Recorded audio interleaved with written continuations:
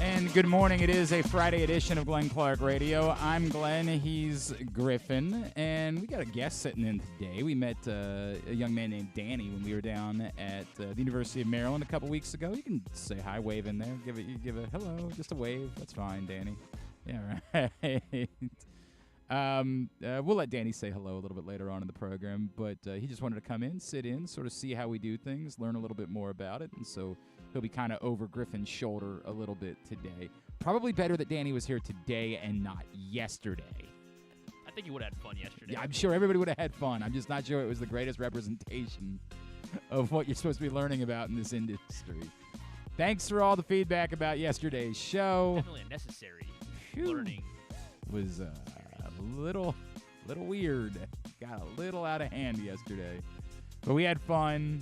Thanks to our buddy Andrew Stetka, who was mostly a good sport about all of it. I mean, however much of a good sport you can be when you don't really do the thing. I'm going to eat a worm burger, or like 1/3 of a worm burger. But yes, he was largely a good sport, and we appreciate having him in. And I love Andrew. It's always good to have him back. So I appreciate him doing that, and we have paid that off. Now we will need ideas for the next punishment, because picks start up again in like 3 weeks. We won't do week 0 of college football season. We will. Although, wait a second, is Navy Notre Dame week 0, or is it week 1? If it's week 0, we'll have to do it. Crap. Is Navy Notre Dame week 0? It might be. Oh man, because it's out in Dublin this year, of course. I guess it might be. What's the date? The week 0 schedule here. Yeah, we're on top of this. Yes. I actually think it probably is week 0. If Brian Powell's listening, he's screaming right now. August 26th. Yeah, it's week 0. Okay. Week 0. So we're gonna have to do picks. Man, we are gonna have to do picks 3 weeks from now. Sweet. So we need a punishment. I mean, we need a punishment. That's the reality. We need some ideas. We need suggestions. We need it to. The first thing that came up, and I don't know why, was the idea of the loser having to be baby birded. That's right. Yeah. By everyone who wasn't talking about Saturday Night Live yesterday. But how did that come up? Yeah, there's no real explanation for it. I guess because worms are.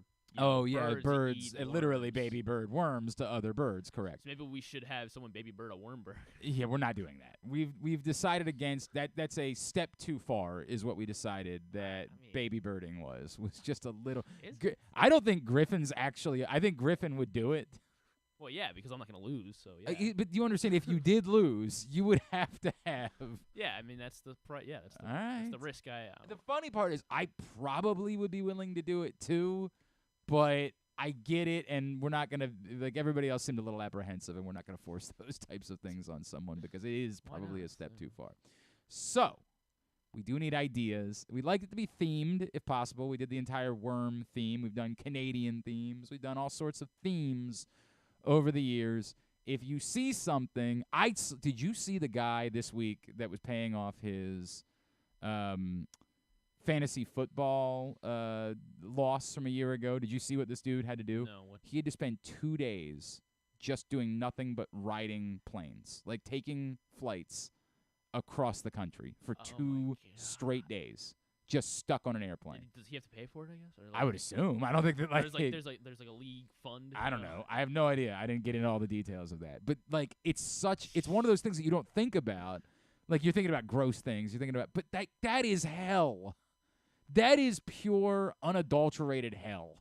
The idea of being on airplanes for 2 days. I was trying to propose to my league that our punishment should be, there's this like all-you-can-eat pizza parlor thing in Hanover, Pennsylvania called Infinitos, and my proposal was that you have to spend an entire day there, and you have to eat 100 slices of pizza. They're because they're really small slices of pizza, but they're all it's not like great quality pizza. I think I'm gonna at some point have to be out on the extreme amount of eating. 75 slices. I'm telling you, the cheese really ruined me, man. Just do that again. I was the type of guy that could do anything. I'm in. The cheese has messed with me. And even the tiny bite of the worm that I had yesterday, we actually went, the three of us, Proctor, Andrew, and I went over to lunch. Could you guys not eat? I'm telling you, man. Like, there was a part.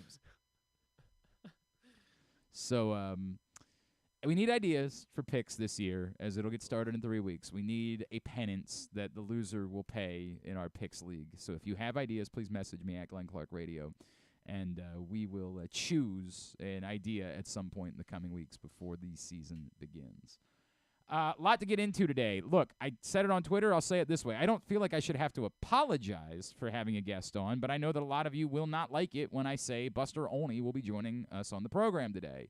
As I know, because some of the first two responses that I got when I said that Buster Olney was coming on today were, ugh, clean up afterwards, and F that guy. So, really 50-50. Really 50-50. Here's the deal. I understand that Orioles fans have just decided they hate Buster Olney. I get it. We're going to talk about it. We're not going to, ignore it and just pretend. We're going to talk about the relationship that Buster Olney has. If I remember correctly, I think we had him on originally when he had stated that he thought what the Orioles were doing was bad for baseball. And if I remember correctly, I tried to challenge him about that a little bit. We're going to talk about it. He worked an Orioles broadcast last weekend. We're going to talk about it. And I'll talk about, look, you guys won't like this, but to an extent, I agree with Buster Olney about the Mike Mussina thing. I'm not worked up about the Adley Rutschman side of it. I think that's over the top. If the number's not retired, then you can wear, the number's not retired. There's nothing wrong with Adley Rutschman wearing a number that isn't retired. And maybe one day in the future, similar to the Cubs, remember the Cubs when they retired, it was a number worn maybe by both Greg Maddux and Ferguson Jenkins? Something like that. They retired one number and said it was for two players. And maybe one day in the future, that will be something that could happen with the Orioles. Adley Rutschman has the career that we believe he's going to have here, and at some point they're no longer as vindictive about Mike Mussina. They could get this thing right, and they could retire the number 35 on behalf of both guys, and that would be awesome. But I have never wavered in how I feel about how petty this has been in relation to Mike Mussina.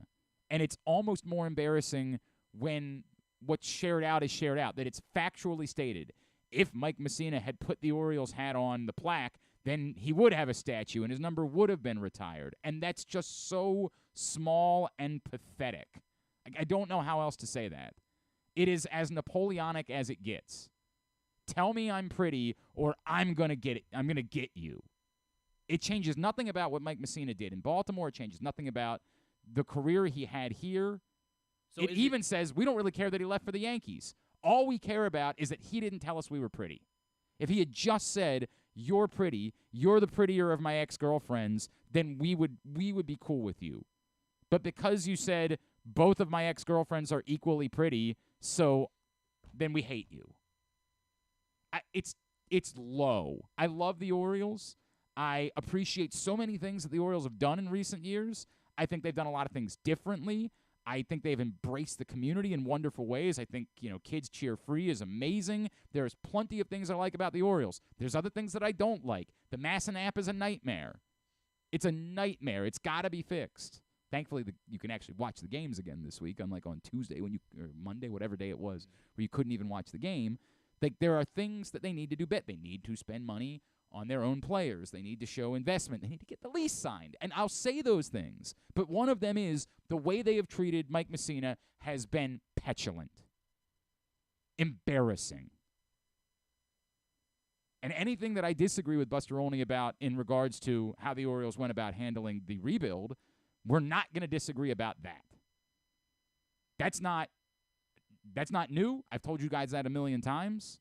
The way that the Orioles have treated Mike Mussina is embarrassing. Pathetic. And for some of you, it's equally embarrassing and pathetic. Mike Mussina took a hometown discount in order to be able to stay in Baltimore in 1997 because he loved it here so badly. He was raked over the coals by the Players Union for doing that. But no one ever likes to talk about that part of the story.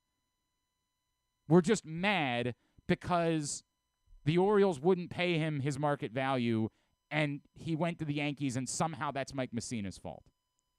We are messed up, man. It's the same thing that I talked to you guys about with Jeremy Guthrie. You got a problem. Mike Mussina has never done anything wrong. I get it. We don't like the Yankees.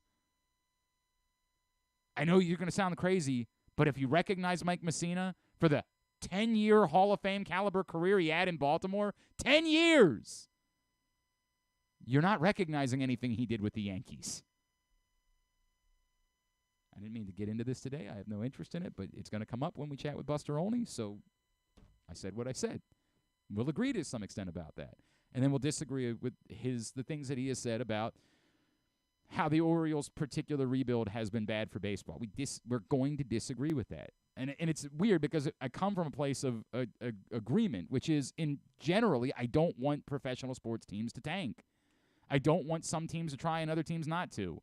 But the system, the way the game, you don't get to change the rules as the game is being played.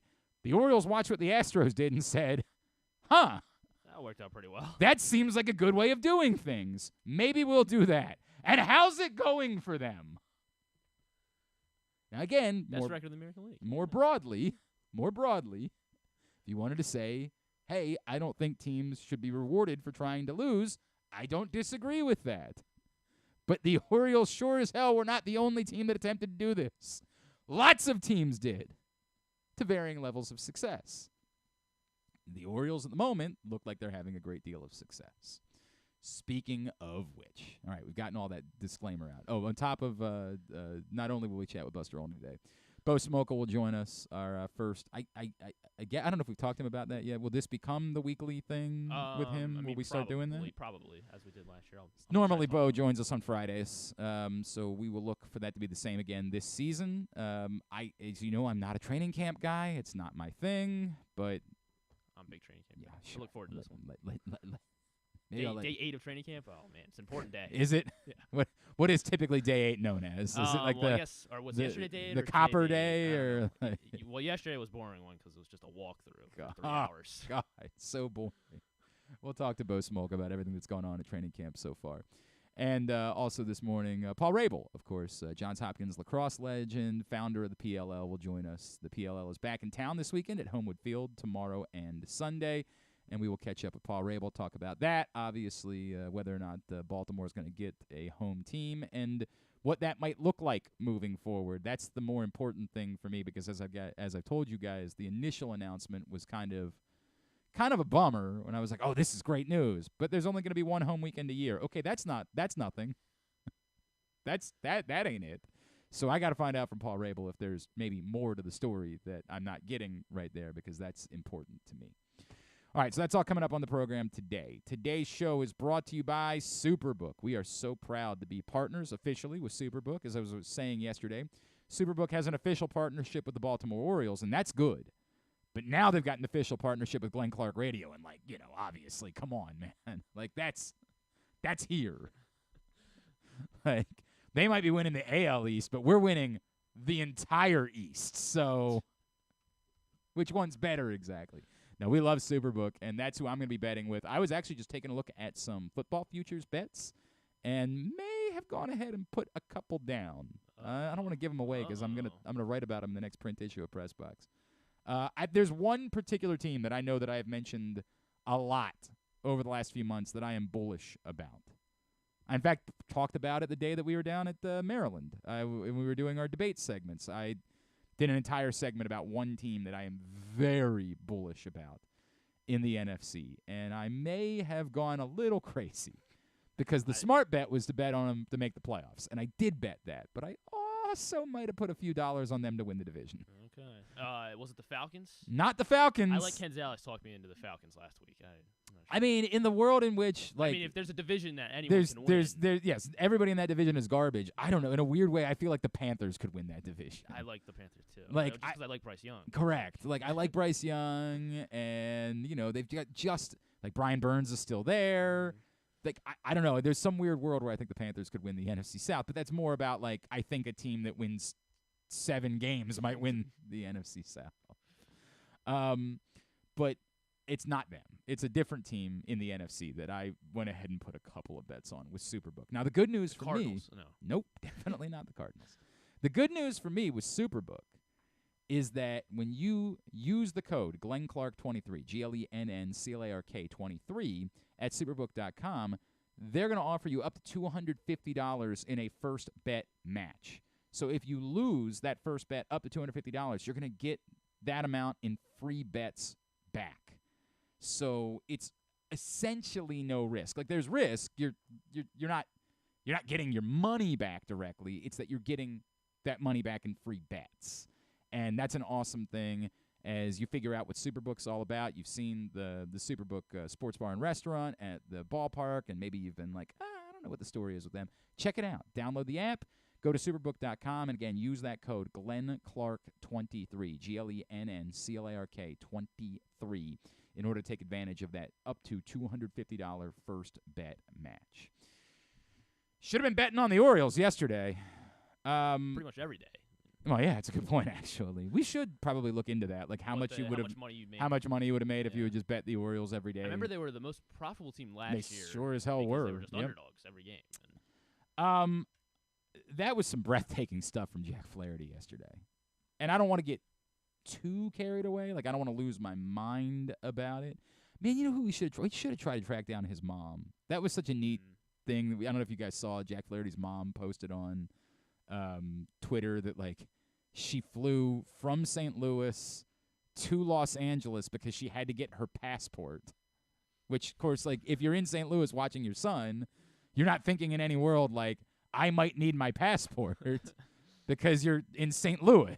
And to my knowledge, you don't need your passport to get to St. Louis. Usually not. I don't think so. You might need a Band-Aid over it. All right, it's an old Nelly bit, but, I don't think you need your passport. So she's got to go from St. Louis back to L.A. to Toronto in order to be there for Jack Flaherty's first start as an Oriole. Worth it. Yeah. Worth it.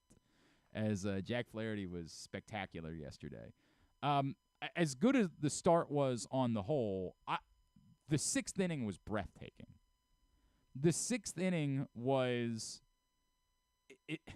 the thing that we keep talking about the moment that a game is in peril and what the Orioles don't have and why I so badly wanted them to go get another closer for that situation.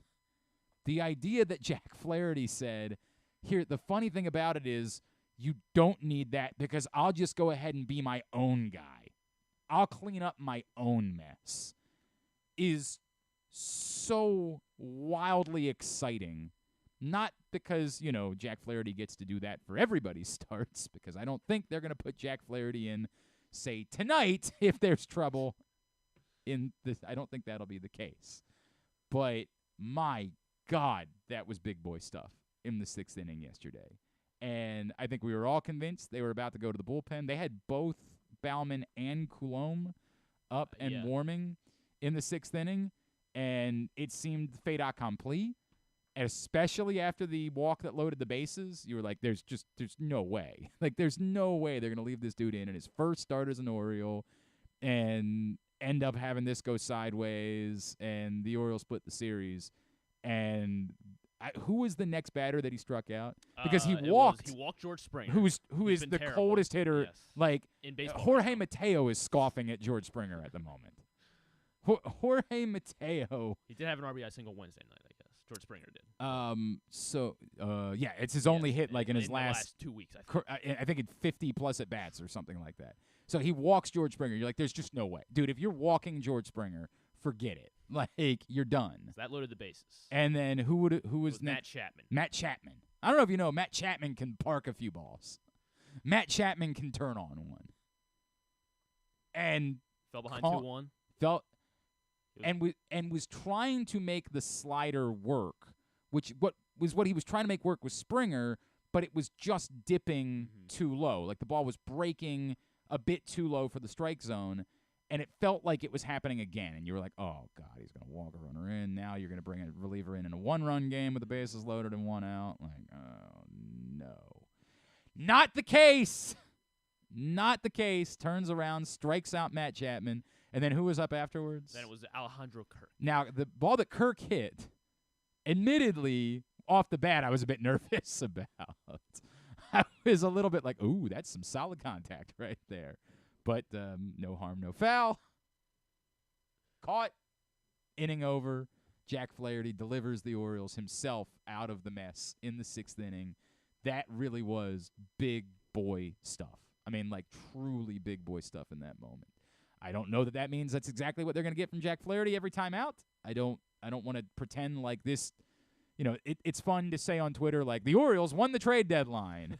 Well, Scherzer had a great start yesterday. Lorenzen had a great start yesterday. Yeah, actually, I did see that tweet. I think all the new guys. Yeah, I did see that tweet floating around looking at all the acquisitions. But for one day, felt like we had the guy. that was special. And then, as it turns out, they don't even end up having to use Felix Bautista. So as they come back home this weekend, although you maybe like to not have to use Felix Bautista against the Mets, they kind of stink. But it's nice that he's rested, that you won 3 out of 4 in Toronto, that you continue to get the job done against AL East opponents. You finally get through the worst or the most difficult part of your schedule. Although, in fairness, like, most of the second half of the schedule is difficult for the Orioles. But you get the first, like, break of the second half. And I get it. The Mets still have good baseball players, but do they? They do. They just have less. They have less good baseball players. DJ Stewart. They do still have DJ Stewart. It's remarkable. How are you not impressed? How are you not just sort of blown away by everything the Orioles have done? And then the other good news, obviously, is all of a sudden Ryan Mountcastle looks like Ryan Mountcastle again, and we all have to pretend like we didn't say really terrible things about Ryan Mountcastle. I was always on board with Ryan Mountcastle. I liked Drew's tweet where he said, Blue Jays my buddy Sam Angel had said something on Facebook the other day when I made Ryan Mountcastle. He's like, I think when Ryan Mountcastle becomes a free agent, a lot of teams, maybe the Orioles included, will put in very good offers for him, and the Blue Jays will offer him 4 years and $400 million. I mean, it's insane. But as Nathan Ruiz pointed out yesterday on Twitter of the Baltimore Sun, he said it's not just Toronto. Ryan Mountcastle is 23 for 50, 460 since coming back from vertigo. The quote from Ryan Mountcastle, it's easier when you're seeing 1 baseball instead of 3. Understandable. And we all kind of thought that this predated the vertigo. But as we said then, if the answer really was the vertigo was the problem, then you pray to God. Not that I think that Ryan Mountcastle is going to continue to bat 460, although I'd be in favor.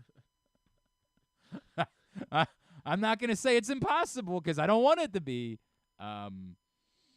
It's been amazing to see. And, yes, this week, of course, and his continued lifelong dominance of the Blue Jays is just one of those baseball things that you don't fully understand. Like, he clearly maybe it's the sight lines. They have, like, that perfectly parallel stadium in Toronto because it's still one of the old baseball football stadiums that exist almost nowhere in baseball any longer. So maybe the sight lines help him there. I don't know, man. No one else, as much. Not as much. No doubt about it.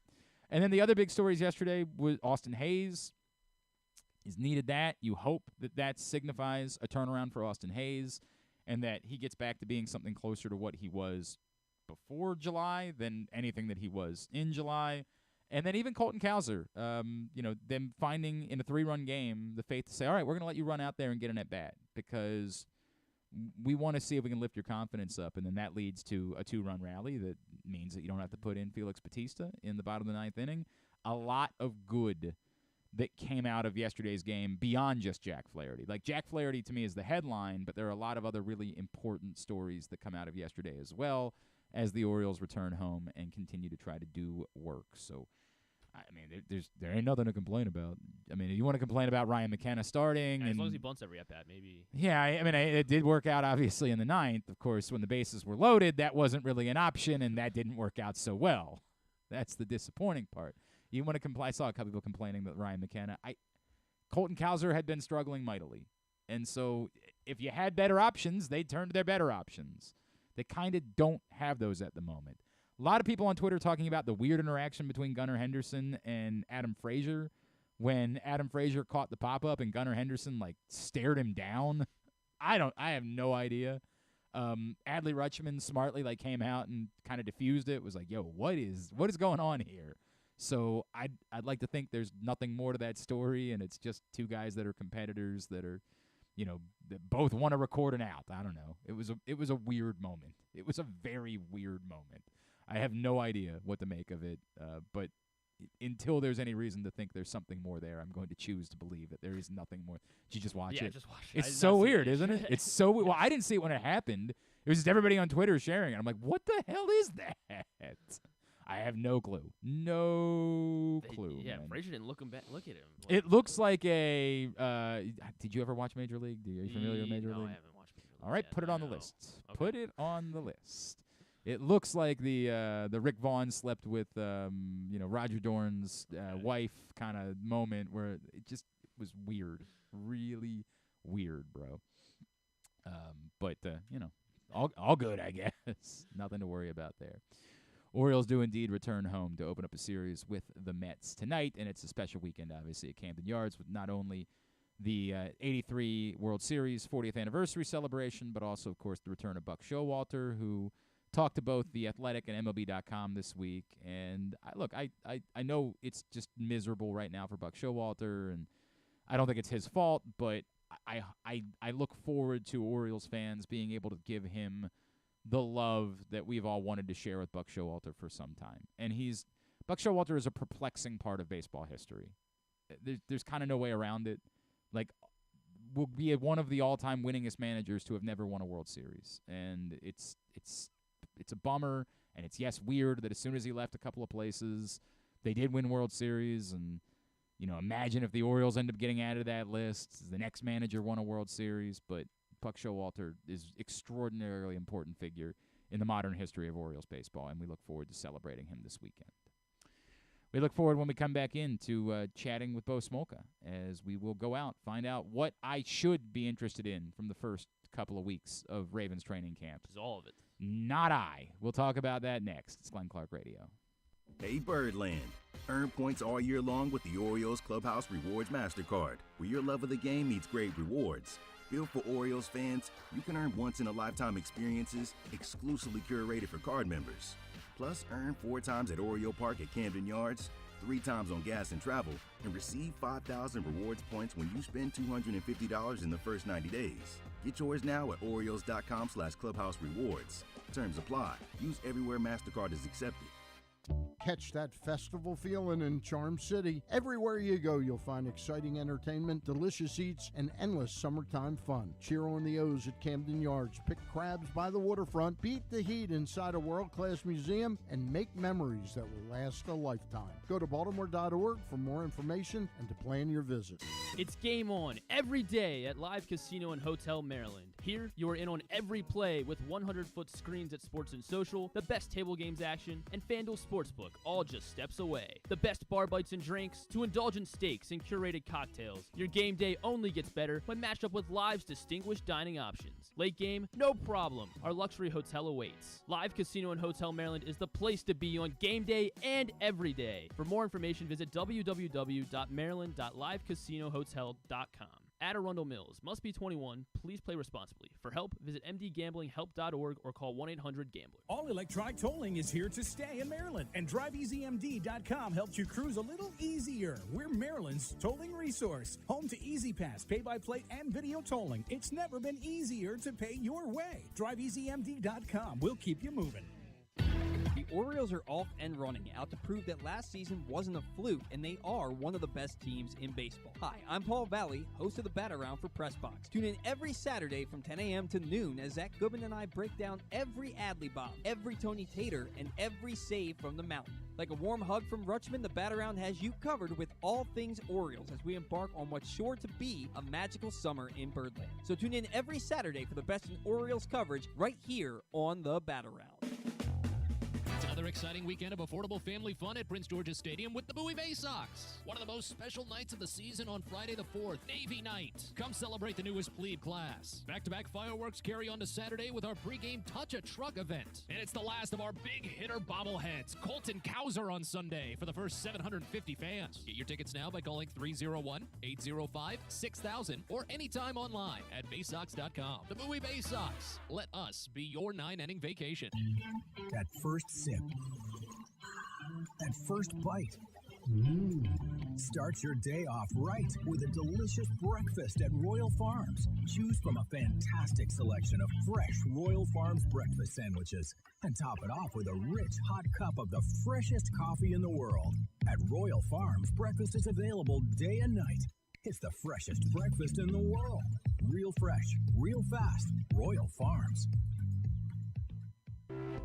The latest edition of PressBox is available now. On the cover, Dave Ginsburg remembers Goose as he looks back on the impact that late Tony Saragusa had both on and off the field here in Baltimore. Plus, he explains how Goose's kids are working to continue that legacy with the Goose Flights program. Also inside, Todd Karpovich profiles the path Tyler Wells has taken to becoming a star in the Orioles rotation. And you'll find a special summer travel guide with information about events and activities throughout the state. PressBox is available for free at over 500 area locations, including 60 Royal Farm stores. And you can always find the entire edition, as well as the best daily coverage of the O's, Ravens, and Terps at PressBoxOnline.com. If you need more of Glenn, you can also hear him every Sunday with Rita on 105.7 The Fan. But also, if you need more of Glenn, what's wrong with you? All right, back in here on GCR as we continue along here on a Friday edition of the program. If you missed it last night, Stan the Fan Charles and Gary Stein caught up with Ahmed Gafir from InsideTheBlackandGold.net, talked some Terps, some recruiting, getting ready for the start of football season. You can find that show right now, Facebook.com/PressBoxSports. Click on the videos tab. Go to YouTube.com/PressBoxOnline or PressBoxOnline.com/video. Stan the Fan Charles, not Ross Grimsley, Gary Stein, of course, and Ahmed Gafir.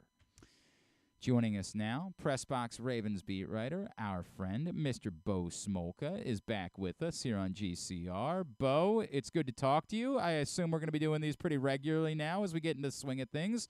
Looking forward to it as always, my friend. All right, let's do it. Tell me something. Biggest thing for you, since you've been out there at the start of training camp, your number one takeaway so far is what?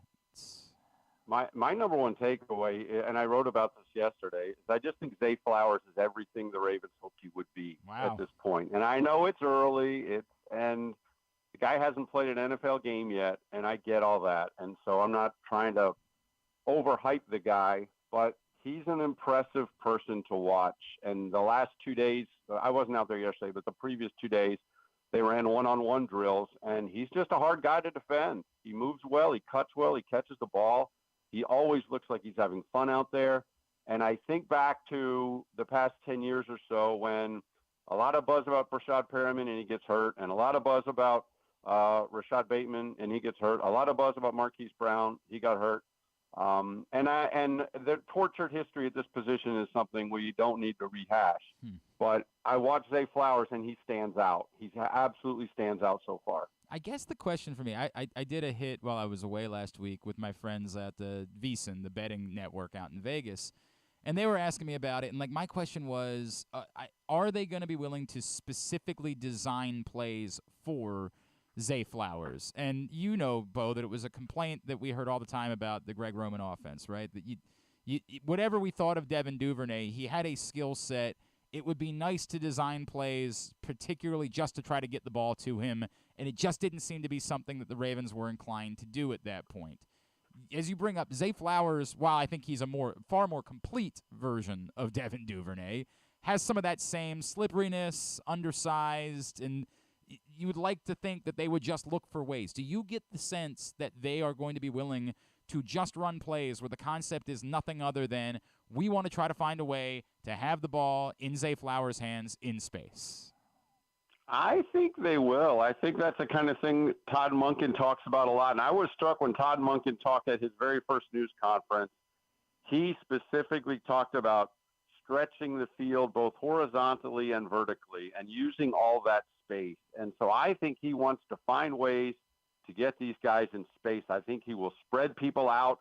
And when you have the receiver group they have now, it's much easier to do that because they have to respect Beckham if he goes out wide, and Bateman if he goes out wide, and Flowers if he's in the slot, and Andrews if he's in on the other side. And you just have to – they're going to be able to spread the field, and I think they're going to do a better job of using space this year. And so I do think they will create plays like that. I'll also say, though, the other thing that I was struck by, and I've been asked by many people about, is Beckham going to lead the team in targets? Is Flowers? What's going to happen here? in the end, I still think Mark Andrews will lead this team in targets because Lamar Jackson always finds him. Yep. And when you watch practice, when they run the 11-on-11 drills, it always seems if anything breaks down, it's always Andrews that he finds. So Mark Andrews isn't going anywhere, but I think they will design things for Flowers. All right, Bo. Of course, bigger storylines that exist as camp has gotten underway. One is the guy who's not there. But as I say bigger, it seems weird to me.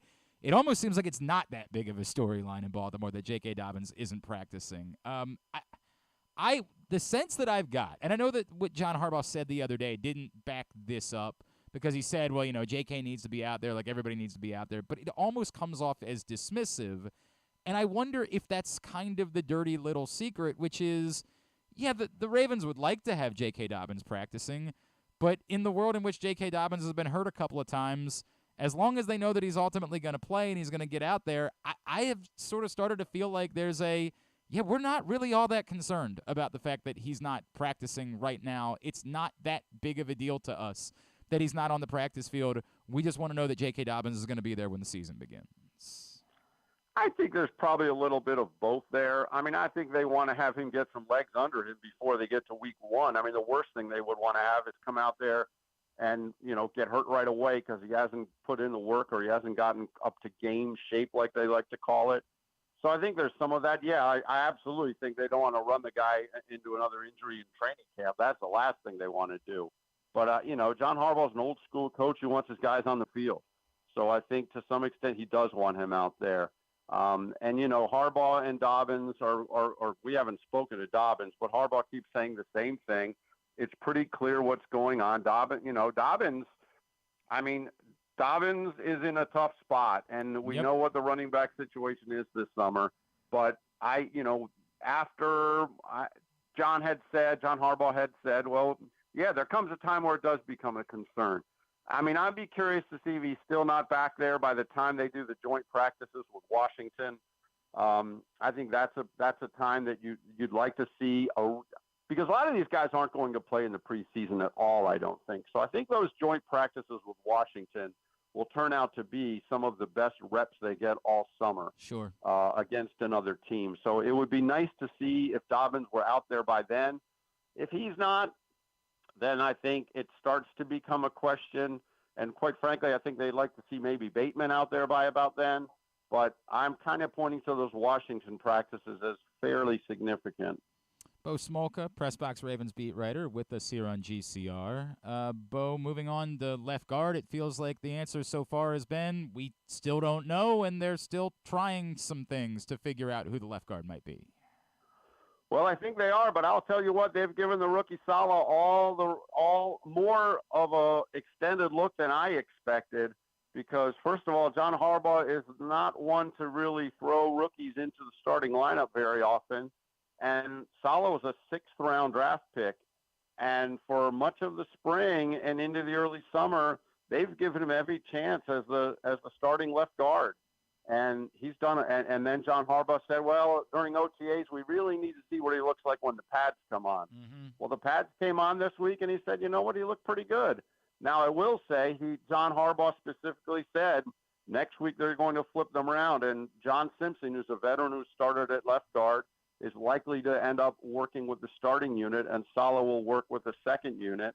What's interesting to me in all that as well is not once did he mention Ben Cleveland when he talked about the candidates at left guard.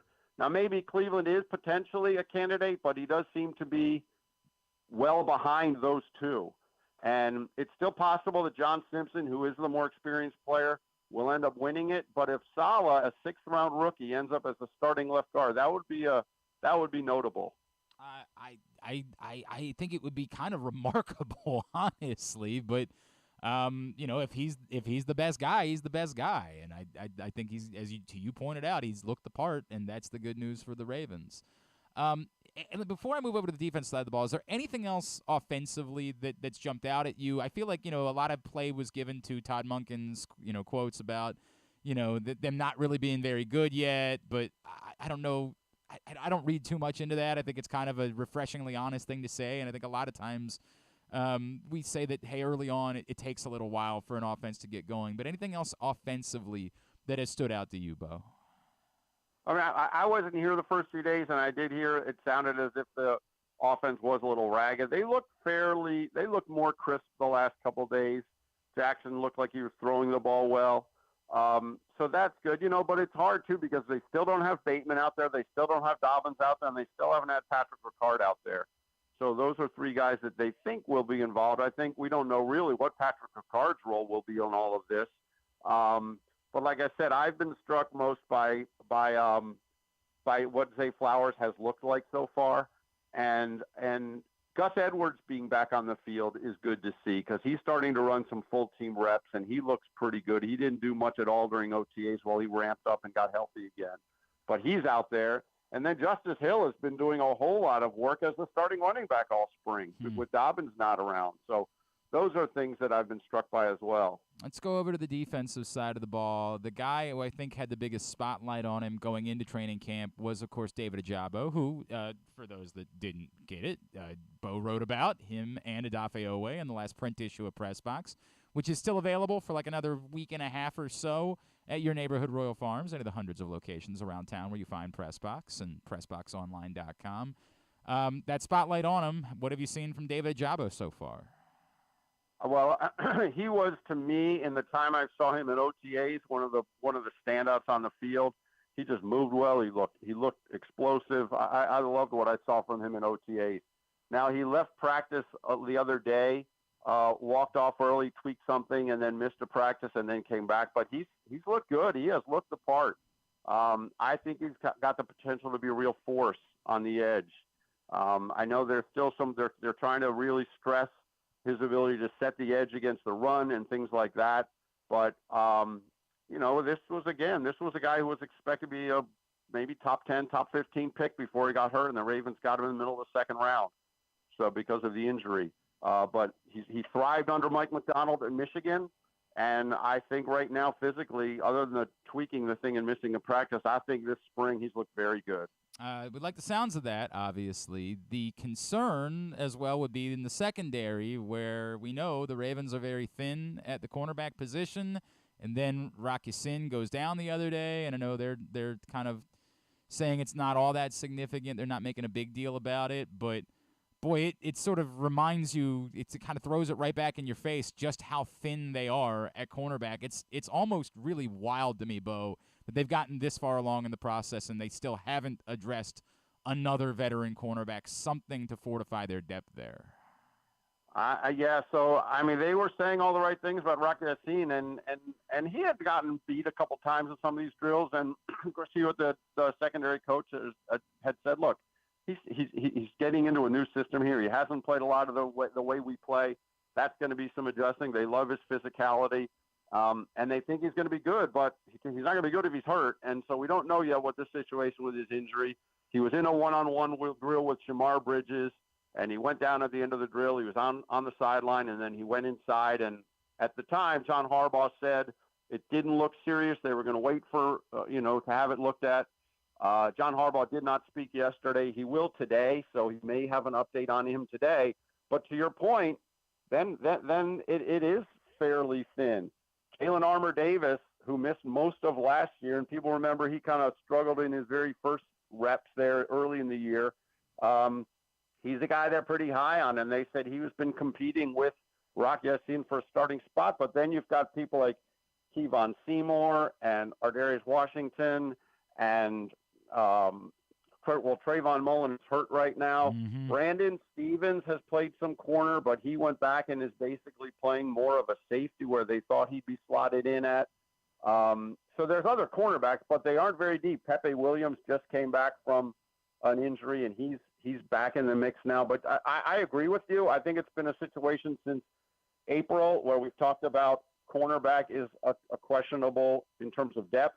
And I remember Eric DeCosta saying earlier this year, lack of cornerback depth is a good way to get you beat. Yeah. And so I absolutely think they will continue to address it. They did sign Arthur Mollett from, who had played with Pittsburgh, more of a slot corner, and he's in the mix now. And he looks pretty good so far for having been here just a little bit. Okay. Had an interception in the one-on-one drills the other day when he stepped in front of a ball to Tylan Wallace. So they did add him as well. I did notice Anthony Avert, I believe, got signed by someone because a lot of people have been saying maybe they bring him back, but he was signed yesterday. I forget by whom, but I do think it's a situation where they will have to continue to look, and especially if the injury to Yassin is significant. But look, this team, I think I'd have to go back, but it seems every single year they end up signing at least one cornerback during the season. So the cornerback depth is never really what you want it to be, and if Yassin is hurt, then that would be a problem. Yep, no doubt about it. It's to the point. It might be a problem even if Yassin is not hurt, but particularly if he's hurt, it's a real problem. Anyone that has stood out a little bit, I'm not trying to put anybody on the roster just yet. We got a long way to go, but anyone off the radar, undrafted guys, anybody that has caught your eye and said, I'm going to keep watching this guy. I think this person might end up being a story. Well, I mean, I think a fun story, honestly, is Malik Ham, who's an outside linebacker who played at City College here in Baltimore, then went to Lafayette. And again, with Ajabo out, he's getting a lot of chances here. They're not real deep at outside linebacker either. I don't think he's going to make the 53-man roster, but he made a move the other day against backup tackle Hakeem Doss that just was. I mean, he left Doss tumbling to the ground, and Marlon Humphrey and Afayoa came storming onto the field to celebrate with that's cool with Ham. So he's had a good stretch, and he's going to get time to play. The defensive line they're not bubble guys necessarily, but they have just looked terrific. And John Harbaugh is high on that group to begin with. Justin Madubuike is in the backfield all the time. And I know I will say a couple of years ago, I talked up Madubuike big time because he had a great training camp. And then he kind of vanished at times during the season. But Justin Madubuike looks like a handful. And I just think he's primed for a big year. It's a contract year for him. I think the entire front has looked really good. So they've been impressive. Look, the way this roster is built right now, it's not that easy. It's not going to be very easy for an undrafted guy to make this team. I think as we just said, I think there might be a chance for a defensive back to squeak in there. Yeah. Malik Ham, I think, has looked good for an undrafted guy, and the fact that he's from Baltimore is kind of fun. But to me, when you look at that defense so far, the defensive line is the group that has stood out. At B Smolka, of course, on Twitter is how you follow him. All of his stuff can always be found at PressBoxOnline.com. And I'm not going to tell you yet what it is, but I will tease that Bo is working on our next cover story for PressBox, the next print issue that will be available in mid-August. And I am looking forward to reading Bo's cover story. I think that will be a very good one to set the tone for the Ravens season. Bo, always appreciate you, man. We will look forward to chatting, I think, Fridays moving forward. Thank you so much for doing this today. Oh, okay. There's Bo. I don't know what happened there, but I appreciate it. I want to make sure that we do recognize that. I do appreciate Bo taking the time for us this morning here on GCR. Do you want to squeeze in fighting words now? Do you want to try to go ahead? I guess so. I guess now's the best time. Yeah, we can do that. We got a little bit. We got like 10 minutes or so here. I usually need 11, but yeah. We actually have 11 for the record. Yeah, we actually have 11 minutes. So, how about that? You want to go ahead and? Yeah. Yeah. Normally you hit a button, and Danny's trying to learn, so we kind of need you to be on your game. All right. It's Fighting Words with Griffin Bass. Fighting Words brought to you by your local Toyota dealer and buyatoyota.com. The Toyota Tacoma comes in a range of models and trim lines, so you can choose the perfect Tacoma to reflect your unique personality and driving habits. Check out buyatoyota.com for deals on new Tacomas from your local Toyota dealer today. So it was... Yeah, it was a huge weekend last weekend, and then nothing this weekend. Yeah, there's UFC Nashville, so there's a fight card. And then there's obviously the... Don't even. Don't one, say Nate Diaz is boxing that one guy. Don't say it. Just don't. Is there anything on that card of relevance? Not really. It felt like Amanda Serrano is boxing before them. Okay. So it felt like for years. Was it Travis Hawkins? Like one of the Baltimore fighters always ended up on these effing celebrity boxing cards. Good for them. Yeah, it was good. It was good for them to get the exposure, but it infuriated me to no end. That's a thing that occurs. If you want coverage of that, go somewhere You're in the right else. place. Oh. No. Refuse. You know what is funny is that I think Logan Paul is on SummerSlam on Saturday night. Ah, good for him. And like he was Big weekend for the Paul petitioning brothers. to start the show so he could get on a plane and fly down to be at the other thing. Where are they for SummerSlam? They're Detroit. So these things are nowhere close to each other. Dallas and Detroit. Yes, nowhere close. Last weekend, though, Terrance Crawford, he put on a clinic against Errol Spectacular. Spence. Spence wants a rematch, but well, the talk is that they would maybe do it at a different weight class too, and that maybe makes it. I understand what your response is. What a lot of people are feeling is like, dude, did you watch the fight? Yeah. Like, there's no need now. It's such a big fight, and these people are so relevant that there's a business reason that it would probably be worth doing it again, even if you were going to get the same result, which is monetarily, it worked. Mm-hmm. And while you'd lose some, because there would be some people that would say, dude, there's no reason to think it's different, the idea of moving weight classes maybe makes it a bit more intriguing to say, let's see if that benefits Spence a little bit more and see what he could do. But my God, I mean... It was I saw boxing analysts really go in their bag on this one. Like, get emotional about Terrance Crawford's performance. It was spectacular. Yeah, I mean, it seems like he should be, or a lot of people are arguing he's pound for pound number one right now. The other guy that some people are arguing, he also got a win last week, Japanese boxer Naoya Inoue. Yeah, right. Yes. I don't know enough about him to be able to speak about that. He's a 122er, and so some people are saying that he's a potential fight for Tank, which would be interesting. I mean, they'd be a massive jump for him. Like, he could, and I think it'd definitely be a pretty good payday for both of them. But, you know, for him to jump 13 pounds, you know, in one fight, a lot of people are saying it makes more sense for Inoue to kind of slowly go up, you know, a couple pounds each fight. Okay. But that's something that Tank could do. They're setting up Lomachenko. I don't know still that they're willing to give Tank a fight that he might lose. Like, I just don't know that they're willing to do that. Well, if he's fighting, I mean, this he's not very big, obviously. Yeah, I can understand why you would say, like, maybe. What I don't want to talk about it. Okay. And if they keep like the hydration clause in place, like they feel like they're benefiting Tank and setting it up for, but I don't know. I'd still bet against it happening. Last weekend was also UFC 291. Justin Gaethje won the BMF belts. Yeah, that's not a thing. Dustin Poirier. UFC kind of shot themselves in the foot, I think. They announced Islam Makhachev's next fight for the lightweight for the real belt, the lightweight belt against a rematch with Charles Oliveira. Or a rematch for Charles Oliveira. And that's going to be an exciting fight. But like, you know, Islam he choked out Charles Oliveira less than a year ago. Right. And if they had waited, like Justin Gaethje Islam would have been a really, really good fight for you know, that would be in Abu Dhabi coming up in October, because Gaethje lost to Khabib, and now maybe he can try to get his revenge against Islam. And you know, they've never fought each other, so that's a little bit more exciting there.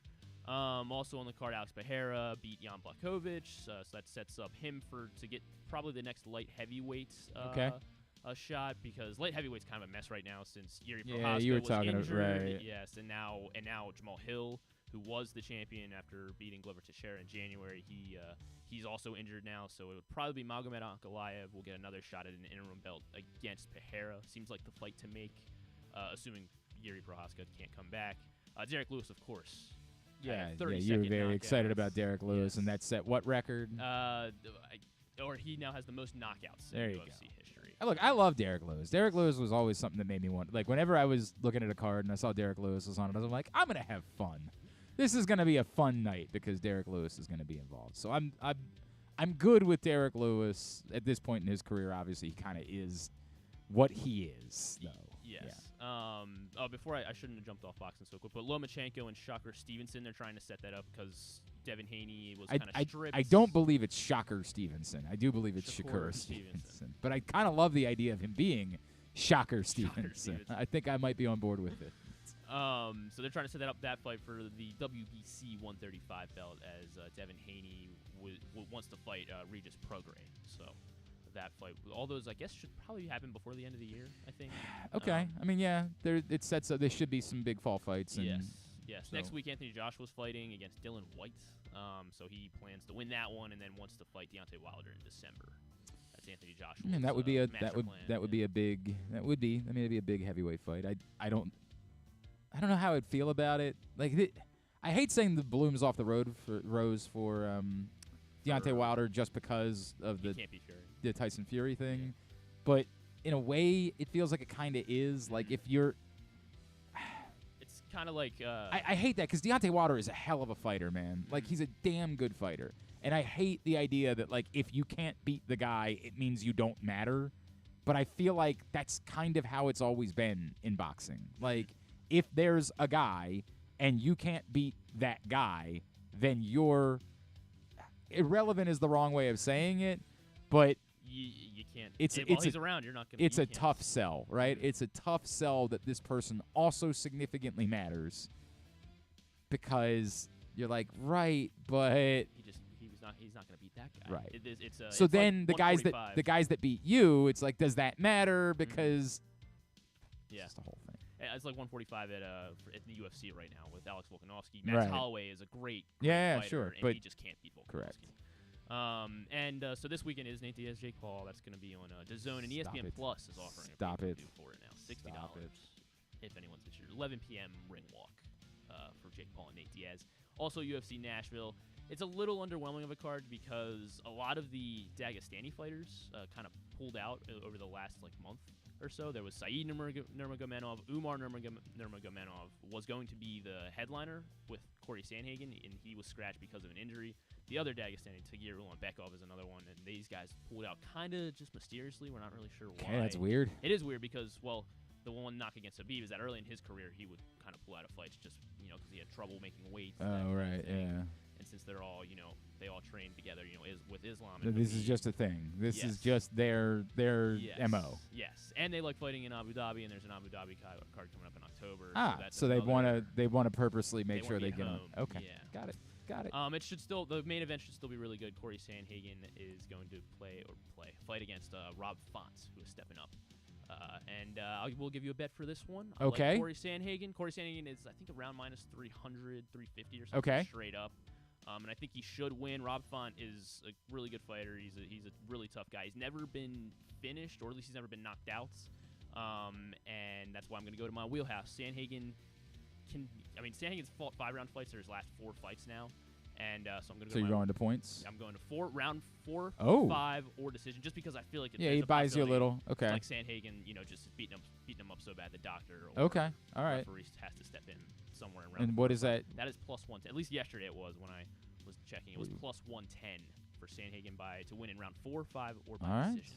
Very good. Yes. Very good. That is fighting. PFL playoffs tonight. Yeah. They start tonight. Okay. Yeah. Bubba Jenkins headlines. Sure. That's former Penn State wrestler. Very good. Tell me no.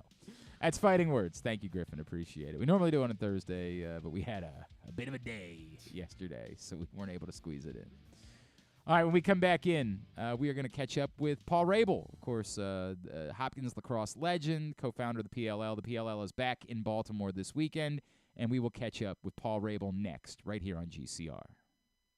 Hike to new heights. The best view is yours in Washington County. Our iconic scenic overlooks provide some of the most breathtaking vistas in the Mid-Atlantic. Some are very easy walks, some can be driven to, and some are the payoff for a moderate to difficult hike. All are near quaint small towns that offer great dining, shopping, hiking gear, and more. Explore our 5 national parks for iconic vistas and wineries with breathtaking views. Visit our quaint historic towns and make your stay unforgettable. Learn more at visithagerstown.com. Maryland, be open. Hey, O's fans, on Saturday, August 5th, when the O's take on the New York Mets at 7:05, celebrate the 40th anniversary of the 1983 World Series by being one of the first 20,000 fans 15 and over to receive an Eddie Murray 1983 World Series bobblehead, presented by Royal Farms. Come out to honor this World Series championship team and arrive early for Early Bird Saturdays, when gates open 2 hours early with happy hour, live music, and more.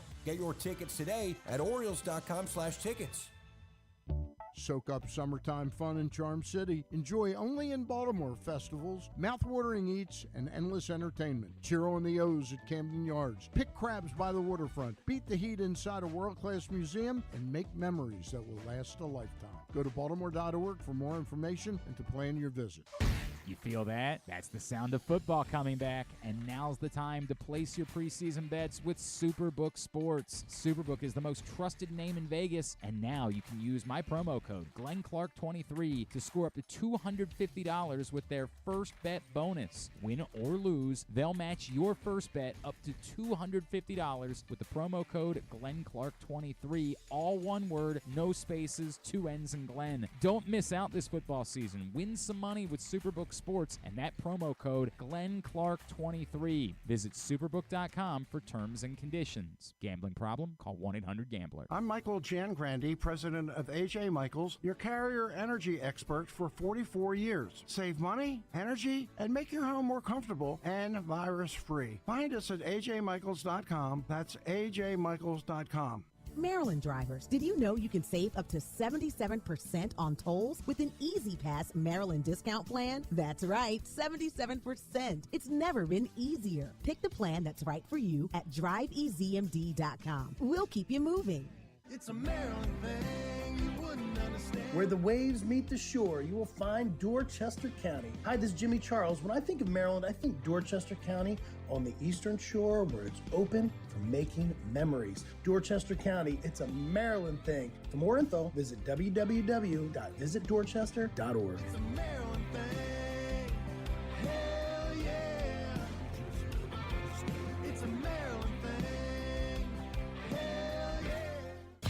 Picking a restaurant to try for the first time? Let's look at the Costas Inn. Here's a few checklist items. Quality of the food? Check. Quality of service? Check. Does restaurant have plenty of free parking? Check. And finally, does restaurant have delicious steamed crabs, crab cakes, crab soup, and specials galore? Check, check, check. Costas Inn, 4100 North Point Boulevard. They check all the boxes. Make the most out of every day in your Toyota RAV4. Available in hybrid or gas-only models. A RAV4 can get you where you want to go in style. Check out buyatoyota.com for deals on new RAV4s from your local Toyota dealer today. Check out PressBoxOnline.com every day to find daily winners and betting advice from Jeremy Kahn. And if you want some advice about life decisions that you probably shouldn't make, here's Glenn Clark. All right, back in here on GCR as we're into hour number 2. And yes, coming up later this hour, we are scheduled to chat. It's so, like, I feel the awkwardness. The Twitter responses to us having Buster Olney on have not. Now, look, as I said, we're going to do it. We're going to have a conversation. That's the way it's going to go. But Buster Olney is scheduled to join us later on this hour. So stay tuned for that. But right now, we actually had to do this a little bit earlier on this morning. We had the opportunity to catch up with an absolute icon from the sport of lacrosse. A great conversation with Paul Rabil right here on GCR. Yeah, I got you, Glenn. How you doing? That's good, dude. That's a mistake. That's a mistake. It's you can probably make sure that we have the. Danny, you just learned something this morning. You just learned something really important. And I'm gonna say it nicely. We were talking before the show about how stressed we were. When you pre-record an interview, you have a very minimal amount of time in order to get it edited and ready to go for air so you can turn around and put it on the program. And Griffin was on top of that. And I was like, you got it, right? You got it edited? Because there's multiple edits that need to be made. Yeah, I got it. But as it turns out, that wasn't the case. As you just heard, that was not the edited for-air version of the interview that we just pressed play on. That was the version where I was exchanging pleasantries before we began recording with Paul Rabil, which is fine.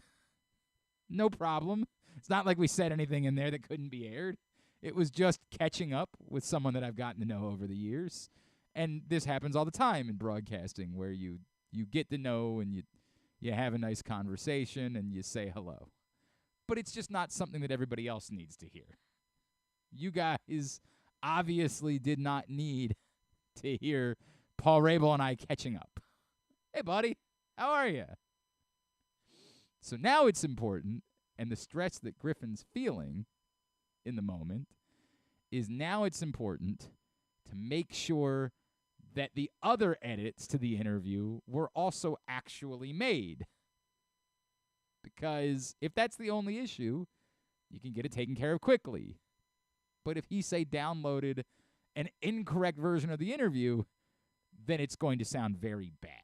So I'm sharing not just for Danny, but for all of you that have ever wondered what it looked like inside. We had everything ready to go. Broadcast professionals. Until that wasn't the case. How much more do you think I'm going to need to vamp before we can get to this, Griffin? How much more do you think I'm going to need? This. 30, 40 seconds.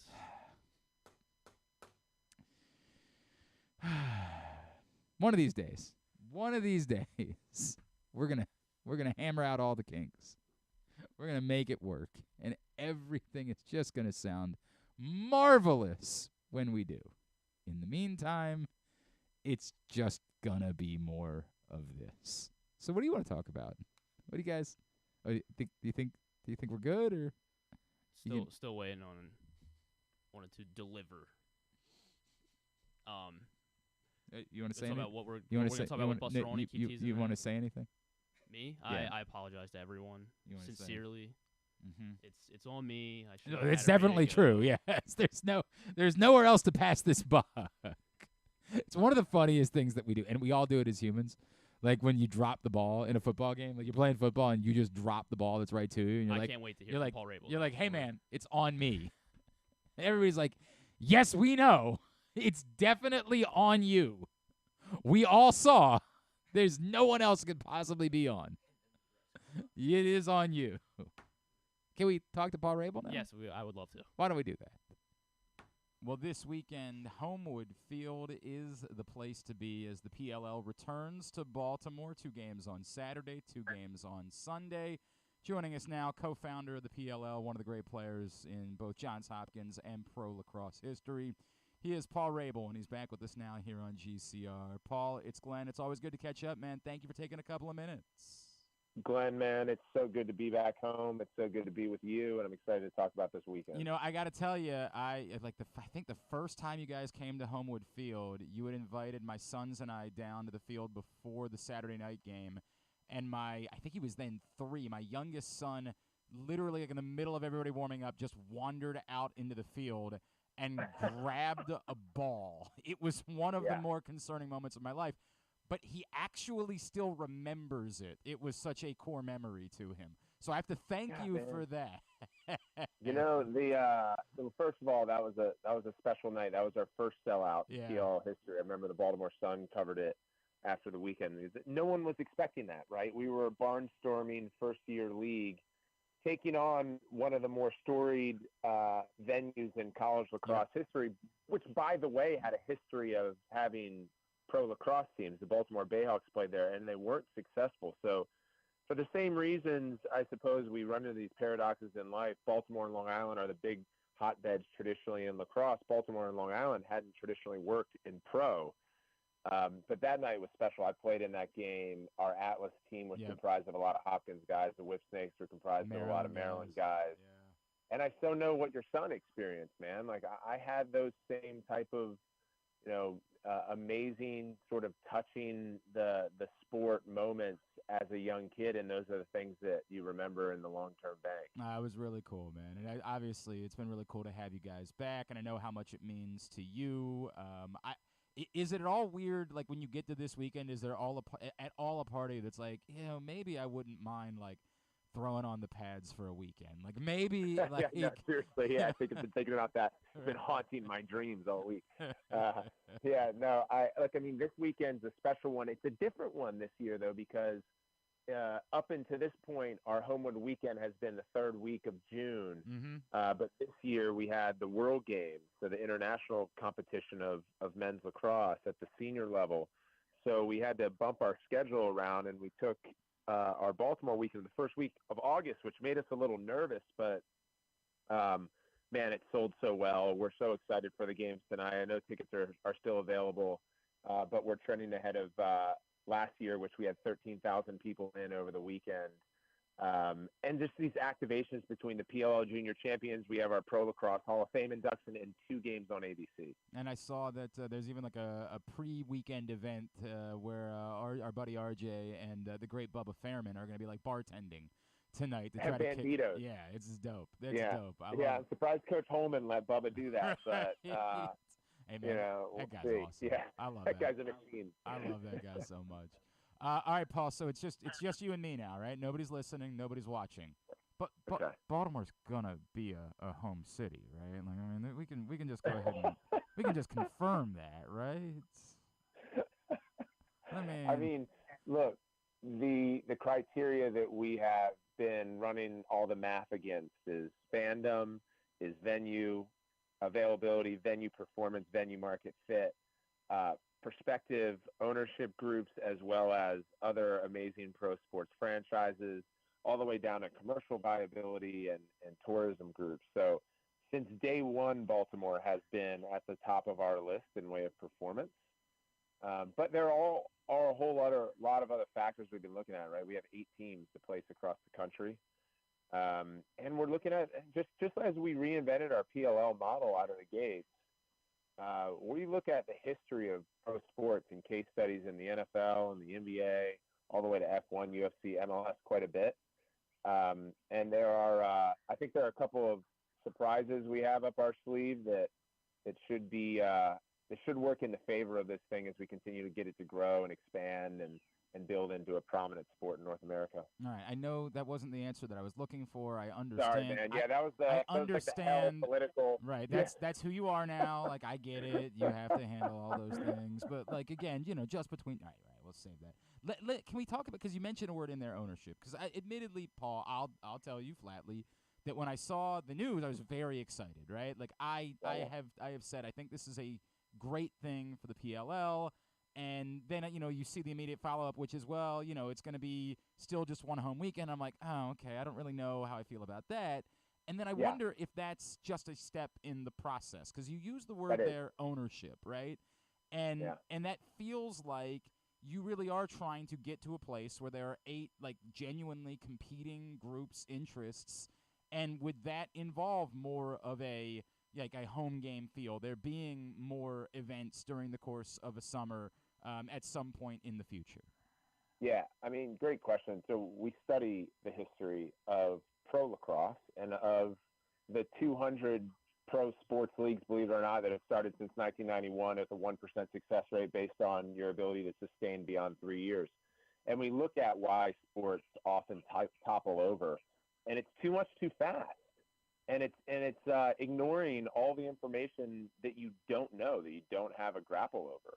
And oddly, lacrosse being the oldest sport of North America with loads of data around it, an Olympic sport in 1904, 1908, in 1877, it was the first college team sport between Manhattan and NYU. It's been across the NCAA for a long time. It's now 90 countries are playing. We have loads of data. We're not building slam ball. Mm-hmm. But to be a successful commercial pro team, I mean, they still fail in the NFL to a degree. That's why the Chargers moved, and so we want to get this right, and we move fast across our business units, and we move fast with decisions, but related to getting to the world that you and I both see, where you have home and away teams, you have those kind of in a market of a fanatical community, and you're stretching the season across 6 months. All that stuff is on our roadmap, but we can't just jump to it. Otherwise, we'd run a big risk. So yes, this is, I think, the best of both worlds, and getting us to a place where we can sort of plant 8 flags in communities and create that bond that we're used to celebrating on your show and others when it comes to the Ravens and the O's. And then depending on when the next step is taken is how fast we move and can track that success. It's really important. We're chatting with Paul Rabil. Of course, the PLL is here this weekend, Homewood Field, 2 games, both Saturday and Sunday. And Paul, what you just said to me is so important because, and I've talked about it with a bunch of people, and I don't want to disparage other leagues that have come into town or teams that have come into town, but, and I'm sure you'll understand this being where you're from, there's a lot of times where people have attempted to run a Baltimore professional entity from DC, right? And like I've said, hey, we can do this. And from the time that you have spent in both markets, they are two very unique individual markets. As close as we are, you've got to be here. You have to have a feel at local community events and 4th of July parades and things like that we care about in this market. And so what you just said to me is really encouraging. And I'm not just saying that because you're talking to me. It really is encouraging to me that I hear you saying I get that, and that's what we want. We're just not ready to do that quite yet, but the goal is for that to be the case as we make that transition in the coming years. Yeah, and we talk about, let's just call it 363 plus 2. So we're putting together a huge strategy around the 363. Our players living in markets, what type of exhibitions are we doing on behalf of the team? What community events are we doing? How is PLL Assist, our nonprofit arm, working with the local Boys and Girls Club, YMCA, XYZ, right? That's also an important effort of ours that we're putting onto paper. We're going to invest in such that it's not just a drop in for those 2 days every year. I think it's huge. I genuinely believe that's huge, and I love to hear that, man. Again, PremierLacrosseLeague.com is the website. Get your tickets for the PLL this weekend.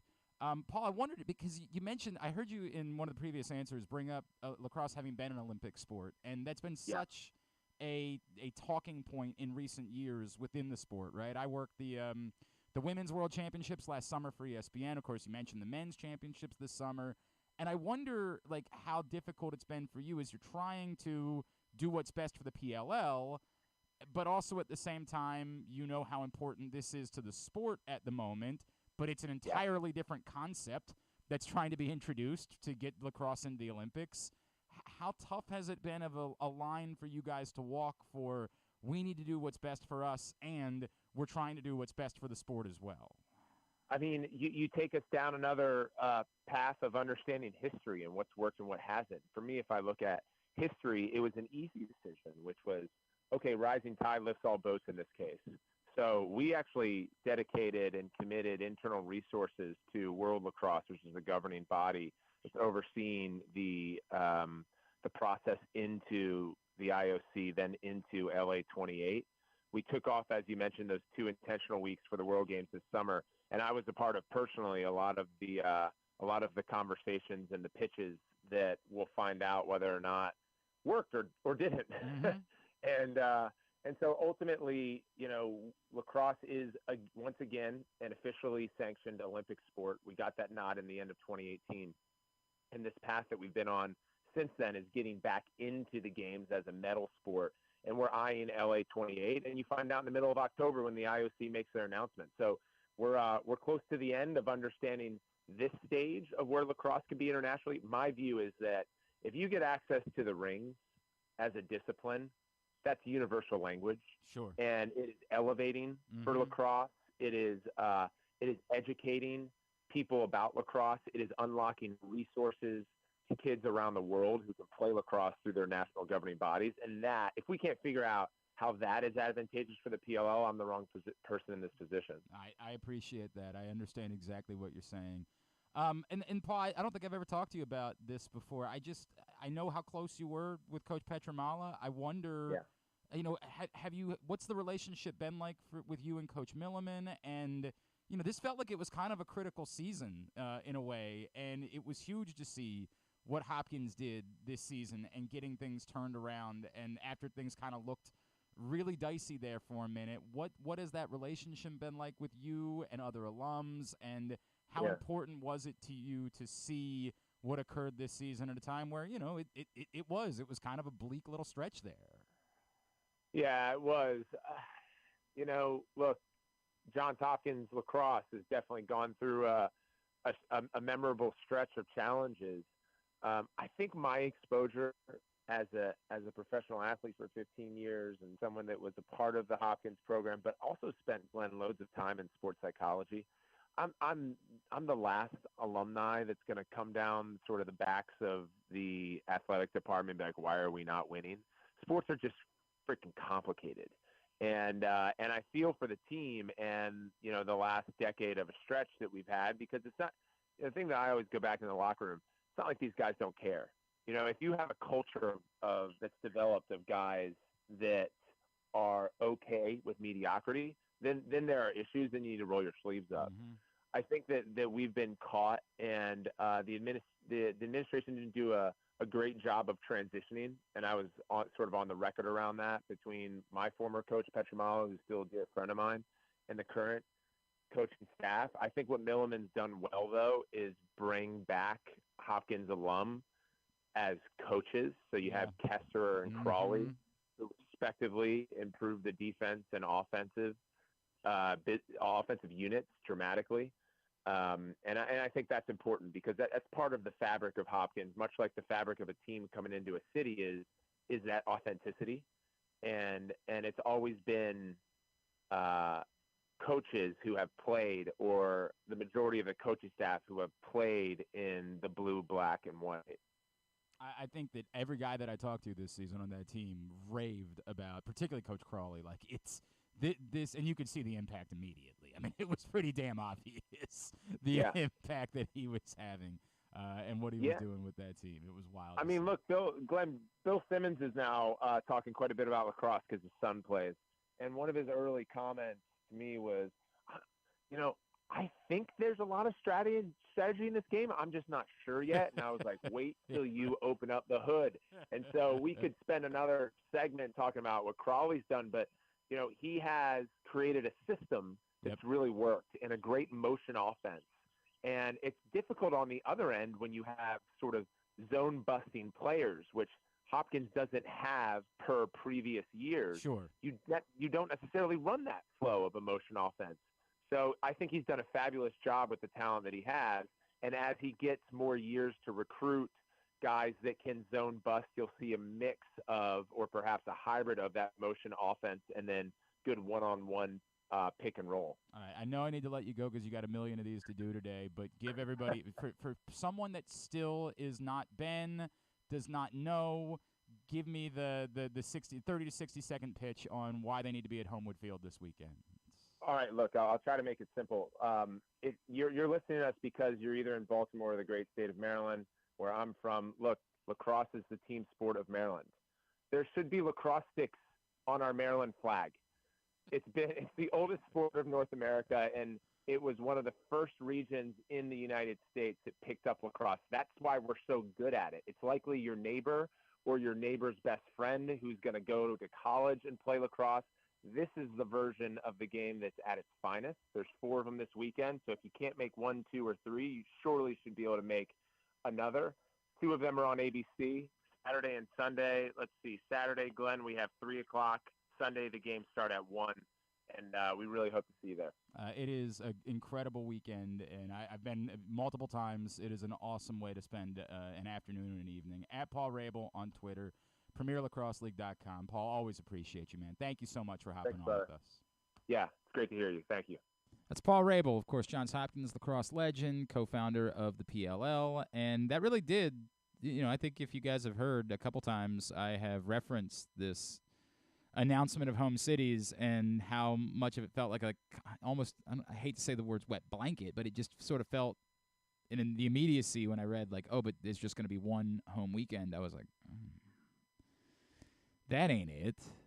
But I'm extraordinarily encouraged by what Paul Rabil said, which is, hey, we know that. Like, we know. And we're going to get there. We're just not there yet. And we don't want to just do something that we don't think we're ready for and then end up having it fail because we weren't ready to do it. Ultimately, that's where it needs to be. And I am encouraged by what Paul Rabil said. Like, he knows that. Ultimately, there need to be home markets. There needs to be players involved in those markets. There needs to be a touch. I joke about, like, the 4th of July parade thing, but it's real. The reason why the Baltimore Blast, who exists in a league that no one knows what it's called, and the many times the Baltimore Blast have moved from league to league, no one's ever cared. Because the point is, if you grew up in this community, you had a touch with the Baltimore Blast. You went to a soccer camp that was run by a Baltimore Blast player. You went to an event and met a Baltimore Blast player because they were here. They were part of the community. And that made you inclined to say, that's part of what I know. And I'll go, and I'll watch. Even though, again, no one with a gun to their head could tell you the name of the league that the Baltimore Blast play in. PLL, unfortunately, is in this tough spot where they want to be more of a major professional sports league than the indoor soccer league. They've got these relationships with ESPN. They have games airing on ABC this weekend. But they're not making the type of money where yet they're able to have the players all located in one market where they would be playing. So how do they get there? And I appreciate the answer. They still got to get there. I mean, like it's the answer alone is the start. Then you got to get there. But I appreciate that explanation. Hey, you want to be a home market, not because it's going to change dramatically next year, but because our vision is that we will get there. It would be insane to me if Baltimore wasn't. I have to imagine that Baltimore will end up being one of the home markets for the PLL. Paul Rabil wasn't willing to break that news with me this morning, which was a real shame. That would have been nice. I didn't expect it. They're going to make an announcement. They're going to do their whole thing. Oh, that would have been cool, though. That'll be live next season. Next season they'll have the host city. But again, the host cities next year will only have the 8th. Well, they'll only have one weekend. They won't be playing home and away games next year. They'll still be doing the weekend events. It's just that if you are one of the home teams, if you become the Baltimore Whipsnakes or whatever, you'll play 2 games the weekend that you're at home. Are we rooting for a particular name? Like, do we want to be the Baltimore Atlas? You mean of the current names? Yeah. Are they gonna change all the names too? I guess. I don't. We should have asked that. Yeah. Thanks for dropping that in after we talked to him. You're having a banner morning, Griffin. You're having just one of your best days. Hey, I just thought of this great question. I mean, it's not pressing, but sure, it would have been something that we could have asked Paul Rabil about. Sorry. We were just busy. We were busy with what exactly? Yeah. Hey, you want to tell us about what's going on at Live Casino and Hotel? Yeah, I do want to tell you about it. They got a $25,000 Baccarat tournament. Ooh. Yeah, on August 31st. Oh, Burt Baccarat tournament. I love those. Do you have what it takes to be a champion? Try your hand at the $25,000 Baccarat tournament at Live Casino and Hotel Maryland on August 31st. Compete for your chance to be one of 6 players to take home a share of $25,000 with a guaranteed prize of $8,888 in cash. $8,888. That's 8888 in cash. With a buy-in of just $50, this is an opportunity you don't want to miss. For more info, go to maryland.livecasinohotel.com/promotions. Two things. Oh, sorry. Go ahead. Yeah, sorry. Oh, I was going to repeat the website. maryland.livecasinohotel.com/promotions. Adderall males must be 21. Please play responsibly. For help, visit mdgamblinghelp.org or call 1-800-GAMBLER. All right. Very good. So 2 things. One, Brian Powell tells us that Paul Rabil has previously said that they might consider changing some names once the teams are placed in the cities. 2, I have not been able to follow it all morning because, we've had this pesky show get in the way.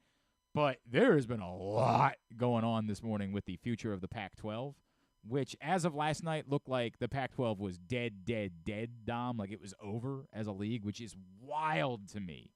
Like wild to me that the Pac-12 is just going to die. But then out of nowhere this morning, like the Undertaker meme, the Pac-12 comes rising up out of the coffin.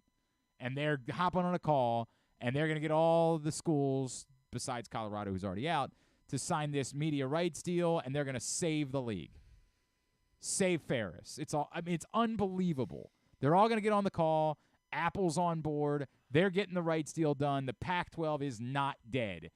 And then they got on the call, and apparently the Pac-12 is actually dead.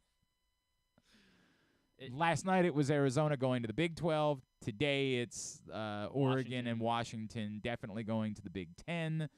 And that leaves Arizona State. San Diego State. Well, San Diego State. No, I mean, like right now, the teams that are left in the league would be Arizona State, Cal, Stanford, Washington State, Oregon State, and Utah.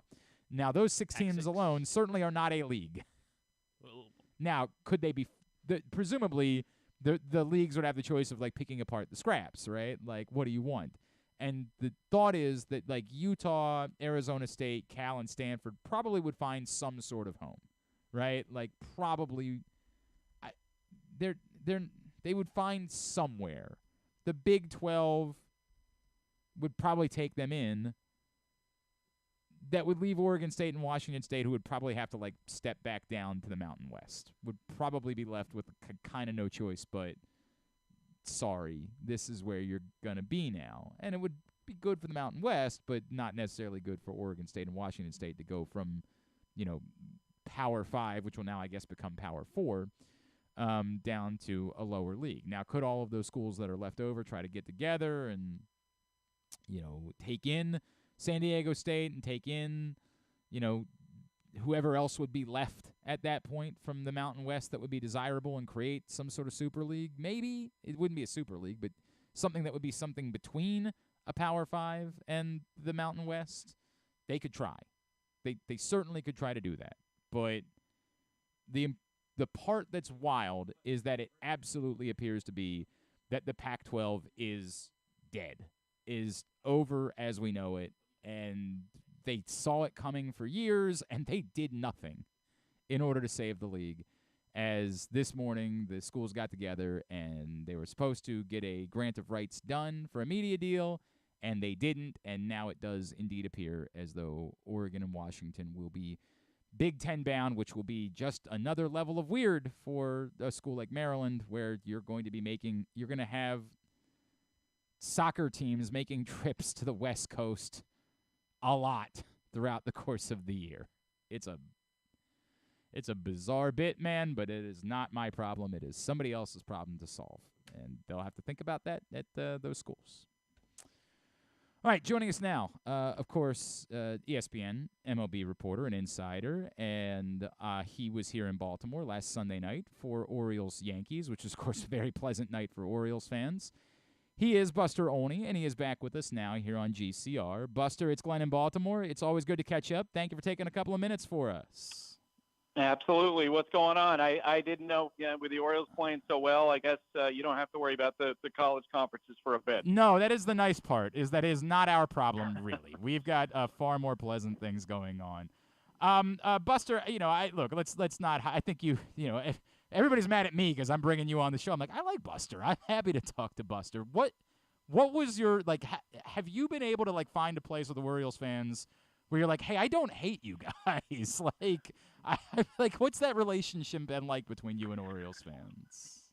Well, on social media, I find it to be funny because what I criticized the Orioles for, 3 years about was the same thing I criticized the Astros for, the Cubs, the Phillies, and a number of teams that tanked the way that the Orioles did.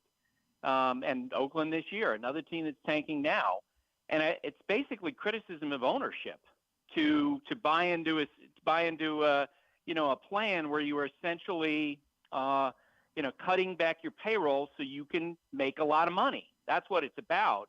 Along the way, you also get top draft picks. The Astros were the first ones to really popularize that, along with the Cubs. And clearly, it's a system that can work, but you're essentially borrowing on the integrity of other teams. And so I criticize the ownership. I've never criticized the players, never criticized the staff.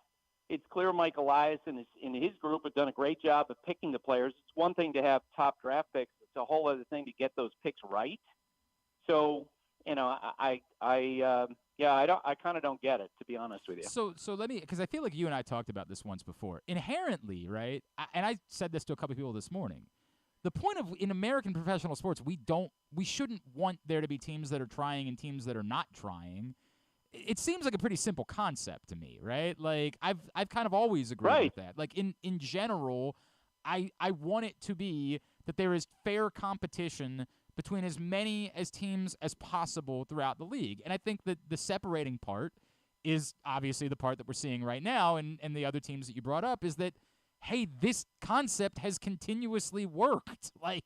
Maybe not for everybody, and I'm sure there are people in Miami that would scream at me for saying that, or other markets where they'd say, yeah, they told us that they were doing this and it didn't work out that way. But Like, the Astros model obviously worked, and that seemed to be the one the Orioles were following, and it seems to be working. So I guess the question is, how do we measure those two? How do we measure the idea that, to a level, I agree, we shouldn't want tanking or teams that aren't trying, but it seems like, at least until they changed the draft concept in the last couple of years, in baseball, it showed real dividends and was arguably one of the better ways of getting back to a place of relevance.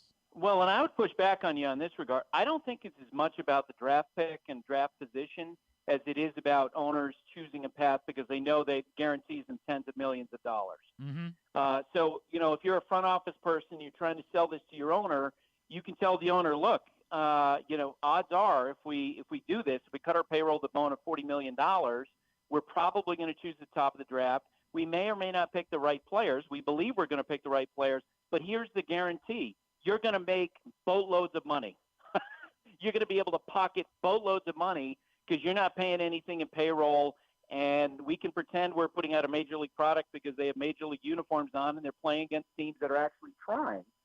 And, that to me, as someone who's covered professional sports for a long time, that's kind of you're selling tickets to a Major League product when you know you are purposefully putting on less than a Major League product. And you're 100% right. Like, a lot of teams have done it. I think there probably as many examples where it didn't work in terms of the competition as it did work, but it worked for all of the owners who did it because it's a strategy to make tons of money. So is the follow-up the back end of it? Because this is the part where, and again, where I'm willing to be critical, I would say one of the frustrating things is the Orioles are experiencing this, and yet they're not, capitalizing on it by announcing a long-term extension for Gunnar Henderson, who looks like he's going to be a true superstar. Is there something to be said for if, when you're saving the money in those years, you're then using it to spend once you have acquired the talent, that maybe mitigates what we're saying about, the profit. And the Orioles have to prove they're willing to do that, obviously. Like, they're not there yet. They haven't started spending that money. But if they do, does it justify the years in which they were clearly just taking in profit without putting out, a particularly quality product? Look, it's a completely, what we've seen so far from the Orioles ownership is completely different than, for example, we're seeing in Atlanta, where they, as young players, Acuna Jr., Ozzie Albies, Michael Harris, Spencer Strider, as those guys have graduated into the major league, the Braves have stepped up and said, look, we're going to give you a 10-year deal. We're going to give you a 5-year deal. We're going to give you a 6-year deal, 8-year deal. Lock them up. Take advantage and get team-friendly deals. We have not seen, and look, the Astros, I mentioned, Jim Crane, who I think is one of the, he's one of the most astute owners in baseball. He followed up the tanking by investing, being aggressive at the trade deadline and going after Verlander 2017, signing some of his players like Altuve. We haven't seen if Orioles ownership is going to do that. The only player, I believe this still to be the case, the only player on a multi-year contract now is James McCann, who was a salary dump from the Mets. The only player. And you know this, and I know this. It's great that they're collecting, and they do. I mean, Gunnar Henderson, I picked for Rookie of the Year this year. He's amazing. I think Adley Rutschman's in the discussion for best catcher in baseball. But the window to sign those guys to team-friendly deals is now, and to the degree that it may have already passed, where every day that goes by and you don't lock those guys down, it makes it more likely that in 3 years you're going to have idiots like me talking about, hey, we might have to flip these guys for value before they start to flirt with free agency. We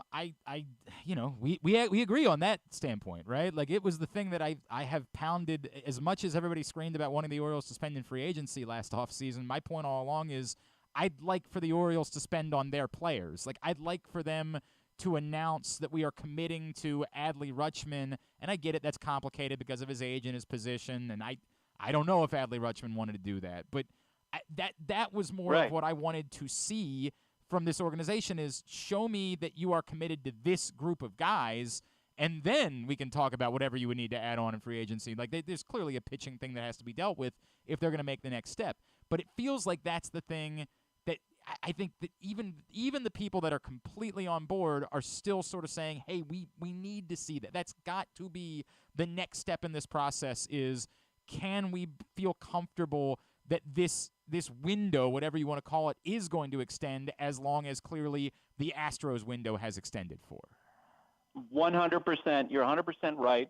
And that's why the onus right now is on John Angelos to step out and actually invest money reflecting how much money they're taking in as an organization and trying to lock up this great core of young players. It's not only, are these guys great players, but there's such a great, camaraderie, esprit de corps. You could see it on Jack Flaherty's face yesterday after how he pitched. Mm-hmm. Like, he's loving it right away. It's a great group of players, and they could accomplish a whole lot together, but you want to give them time to do that. And that's only going to happen if, they actually get out of the business of it feels like ownership devoting itself to having one of the lowest payrolls in the game. Buster Olney is with us here on ESPN, from ESPN, here on Glenn Clark Radio. Was maybe some wishful thinking involved there. Buster, I wonder what you thought of how they handled themselves at the deadline. I do think it's a complicated situation to be in because it appeared as though the cost of pitching was high, and it's easy for me to say, hey, go swing for the fences, go try to land a Dylan Cease, a Logan Gilbert, somebody with control. Verlander maybe, I wouldn't have been opposed, although it seemed like he really wanted to go back to Houston. But at the same time, this is the most, maybe the best core of young talent that's ever been put together in Baltimore and throughout the system. And I understand the argument of not necessarily wanting to pay a significant price of that right now just yet. And so I did get that it was a difficult spot. What did you make of how they handled themselves? I thought Mike thread the needle perfectly. They needed to get something. We were, and I have tons of respect for Kyle Gibson. You saw his quotes on Monday night before the deadline, the day before the deadline, in which he said, "Look, if we don't add some," and I'm paraphrasing, "we don't add somebody, then we'll be okay because we have a great team," and that's a great perspective to take. But just being around the team over the weekend and seeing, what was going on with Tyler Wells and Kramer, you can tell, like, it's a pitching staff that needed support. And so, yes, if you wanted to step out and pay, the Mariners for Logan Gilbert, or you wanted to pay the White Sox for Dylan Cease, it was going to take a boatload. I talked on Sunday Night Baseball about how Verlander, in some respects, felt like a perfect match for the Orioles because, of his background, growing up in Virginia, the leadership that he would extend. But I also knew that the Mets were going to demand a high return coming back if they were going to eat that contract. And so, what Mike did, he wound up getting Jack Flaherty, who clearly in the 5 starts before the Orioles acquired him was using his fastball more, commanding it more, throwing it harder, and he was better. And that, getting a 2-month rental versus paying for Verlander, paying for Cease, or paying for Gilbert, that was an excellent move for where they are. And it did feel like watching that game yesterday, like Jack Flaherty's walked in there as a young pitcher, but because the Orioles are so young, it's like he's the big brother coming in to help out his teammates, his new teammates.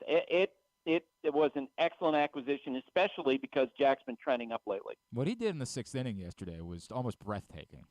It's the biggest issue that I had felt in recent weeks is that they had one fewer guy. Like, as much as we've given credit, Batista's been magical. I mean, it's one of the most insane seasons we've ever seen from a relief pitcher. But behind that, there's been a lot of shakiness, and they've been taxed. And for him to just say, no, I'm going to get out of this myself, I'll clean up my own mess, is something that we just haven't seen from the young Orioles pitchers. I mean, Bradish has started to get to that point, right? Like, he's really turned the corner and kind of become that guy. But outside of him, we just haven't seen that this season. It was breathtaking to me to see how he handled himself in the 6th inning yesterday. Yep, 100%. And it's exactly what they need in this moment where it feels like, if you imagine that they're all in a rowboat, he's grabbing an oar, and he's like, I got mine. I'll take care of mine. And as I say, if they had gone through the deadline without adding starting pitcher, I think that would have been an enormous mistake. And in the end, they get a perfect guy for their circumstances, and they basically hang on to the core of what Mike's been building. I am still concerned, Buster, that there's not quite enough pitching for them to be able to get past the Rangers and Astros in the American League, but we do have to acknowledge that they've played a brutal stretch of a schedule, and they came out of it playing quite well. They're the best team in the American League. I'm still just very worried about these innings limits that are coming. Is it possible that they can somehow make this work to push everyone to as much as they can have innings limit-wise and find enough pitching to do the unthinkable and get through the gauntlet of the American League this year? Yeah, I'm sure it's possible. I agree with you. It's a concern. The one thing I would say is right now, besides the Astros, who were strengthened by adding Verlander, they just got Yordan Alvarez back. He's probably the best pure hitter in baseball. Jose Altuve back. And they have a champion's competitive arrogance. And I say that with great respect. Like, those guys believe they're going to find a way.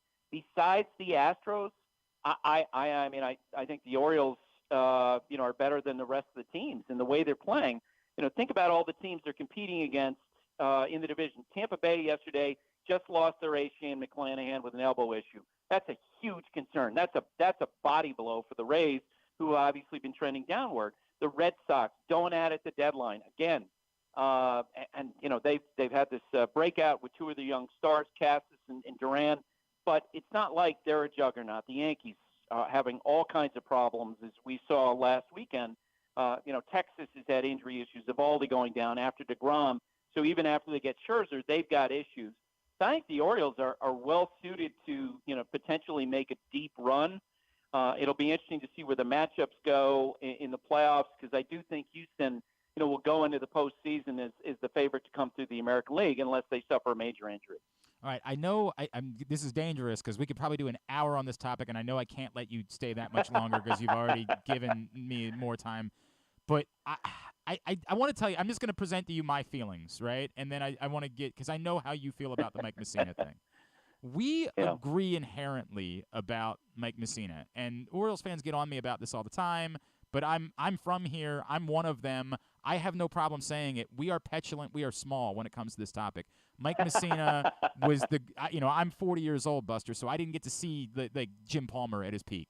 Mike Mussina is the best pitcher I've ever seen in my life as an Orioles fan, and Mike Mussina was dominant for a decade in Baltimore and took a hometown in the steroid era in the American League East. Yes, also true, and took a hometown discount to stay in Baltimore, which never gets talked about when we talk about him leaving for New York. He was killed by his peers for taking a hometown discount in 1997 to stay in Baltimore. It is a major part of why I have such admiration for Mike Mussina, is because he was once willing to do that. Yes, like every other, I was a child, I was 20, whatever I was bothered by the fact that Mike Mussina went to be a Yankee. But that's what it is. That's the nature of fandom. The reality is I understand the circumstances. I think that Mike Mussina should be honored. I think it's absurd to hide behind the policy of what's on a plaque. It almost is more naked to me that you say, hey, if he just would have told us that we were pretty, we would be willing to recognize his career. Nothing would else change about his career. It's just, I need you to tell me that I'm the prettiest of your ex-girlfriends. And Take this loyalty oath. It's a pledge of fealty, right? Like it's almost absurd. I'm not bothered by Adley Rutschman wearing the number because, the number's not retired. And so if it's not, then that's the number that Adley Rutschman wants to wear, then Adley Rutschman. So we separate there, right? But the Mike Mussina thing, there's no policy that's going to make me feel better about it. I think it's truly a shame that we are so lost in we hate the Yankees that we refuse to recognize the greatness of Mike Mussina for a decade in this city. Yeah, and look, it's not when I remember when I first tweeted. I remember when Adley got 35. I was just stunned because this was after Mike had been honored by the Hall of Fame, and you assume at some point that the Orioles would retire 35 because he was drafted and developed by the Orioles. He spent 10 years with the team. You laid out how terrific he was as a pitcher, after that happened, I researched and found that no other player in the history of Major League Baseball had played that long for his first team and been a Hall of Famer and not had his number retired. Not anybody. So it's an outlier situation. And here's the other part that I covered Mike with the Orioles in 1995 and 96. I covered him with the Yankees in 2001. Peter Angelos I covered for years and talked to him most days. And I have tons of respect for Peter, what he accomplished in his career. But I remember talking to him, during those days as Mike's getting ready to leave for the Yankees, and Peter was so angry. He was and he felt like essentially, and I'm paraphrasing here, but I think his perspective was Mike's a traitor because he left to sign with the Yankees. And you just assume that over time, with the passage of time, that everybody gets past that stuff. Look, John Smoltz, Tom Glavine left the Braves on not great terms. They wound up signing elsewhere, and then they're welcome back. Ichiro was traded by the Mariners under less than great terms, and then they bring him back. Same thing with Griffin. That happens all the time. And so I just assumed after Mike, got into the Hall of Fame, at some point the Orioles are going to retire the number. And then Adley gets number 35, which pretty much closes the door in all likelihood on that happening. Maybe down the road, 30 years down the road, somebody will retire 35 for both Adley and Mike. The Cubs did that, right, with Maddox and I don't remember who else it was. Right. It was Ferguson Jenkins, yeah. So, that could happen. Right, exactly. That could happen. So, but it just and knowing the background on it, knowing how the relationship was, it's like, come on, let's be honest here about what really took place. Is that Peter was mad about Mike leaving, and that's why you have this in place, and not, as you say, it's a policy that they can change anytime they want. And as I mentioned, their handling of this compared to all other players in the history of Major League Baseball, Hall of Famers, is a complete outlier. And if that's how ownership feels, then just come out and just be honest. I'm with you. I don't pretend it's the policy. It's because they were really angry when he left. And I want it to be said, I am so on board with so many things that the Orioles have done. I think that they've done a lot of wonderful things in recent years. So when I criticize them about this, it's not me saying this one bothers me because I happen to know, and I'm sure you do as well, it bothers Mike Mussina. Like I know that. Like he's not that guy. He'll never be that guy. But at his core, he would like to have a better relationship with the Baltimore. Well, I think and Mike. I mean, Mike, he's just. I actually talked to him about this after, up in Williamsport because we did the Little League Classic, and he was there, and I mentioned to him, and he just got this smile on his face, like, it is what it is. Here's the thing that I think people miss too about him not putting an Oriole logo on his cap. It's because Mike didn't want to choose sides. He valued his time with the Orioles. He valued his time with the Yankees. He, especially as time went on, he left with a lot of great teammates. And so when they Hall of Fame asked him, "What do you want to do?" Did he say, "Yes, I got to have a Yankee cap"? No, he's like, "I don't want to choose sides. I liked my whole career." So he's kind of playing it down the middle, where it feels like, as I say, when you tell a player, "Look, we'll retire your number if you have an Oriole cap," it does feel like a loyalty to me. When it's again, I know the genesis of this because I had so many conversations with Peter about it. About his anger over Mike leaving. We agree. We agree on that. And again, I will hope that the scenario that you laid out, that Adley Rutschman is so good in Baltimore for so long that one day there is a day that the way that it works out. I'll probably get yelled at by a lot of Orioles fans for agreeing with you, Buster Olney, but when we agree, and I'm going to tell you that's how I feel. Buster, is there anything we can plug for you, man? No, just Sunday Night Baseball this week. You've got Padres and Dodgers, and we got two hired guns starting against each other. Lance Lynn against Rich Hill. So it's been a good week for the hired guns, right? It's like they all. They were dominant yesterday. No doubt about it. Buster, only appreciate it. Thanks for spending the time with us, and I hope that at some point none of this matters. The Orioles are celebrating a World Series, and nobody cares about any of these petty things at that point. And that's the way that it goes. There you go. Appreciate you doing this. Thanks, Buster. Yep. Take care. Buster Olney from ESPN with us. Go ahead, flame away. Go ahead. I'm a big boy. I'll take it. I'm being as honest. If you guys listen to the show, you know I don't do shtick. I don't do that type of programming. There are things that we agree about. I was as bothered as everyone else was by the tweet that Buster sent. He says, look, I was equally as critical as those other teams. To be fair, we probably weren't looking for that. Like, even my friend Rita said, but you weren't as critical about those other teams. right? Buster, she responded to the tweet that you sent. I criticized the Orioles for years like I did the Astros, Cubs, and now the A's for tanking. And Rita said, but he didn't. Well, maybe I can't speak to that, right? In that individual tweet and the thing that got all of us all worked up about Buster Olney, he didn't. Mm-hmm. And that was our problem. And I was on board with that. I said that then. Singling out the Orioles is nuts. Now, Buster's point is, I did criticize these other teams. You didn't see that because you weren't concerned about what I was saying about the Astros or about the Cubs or about the Athletics. And that's probably true.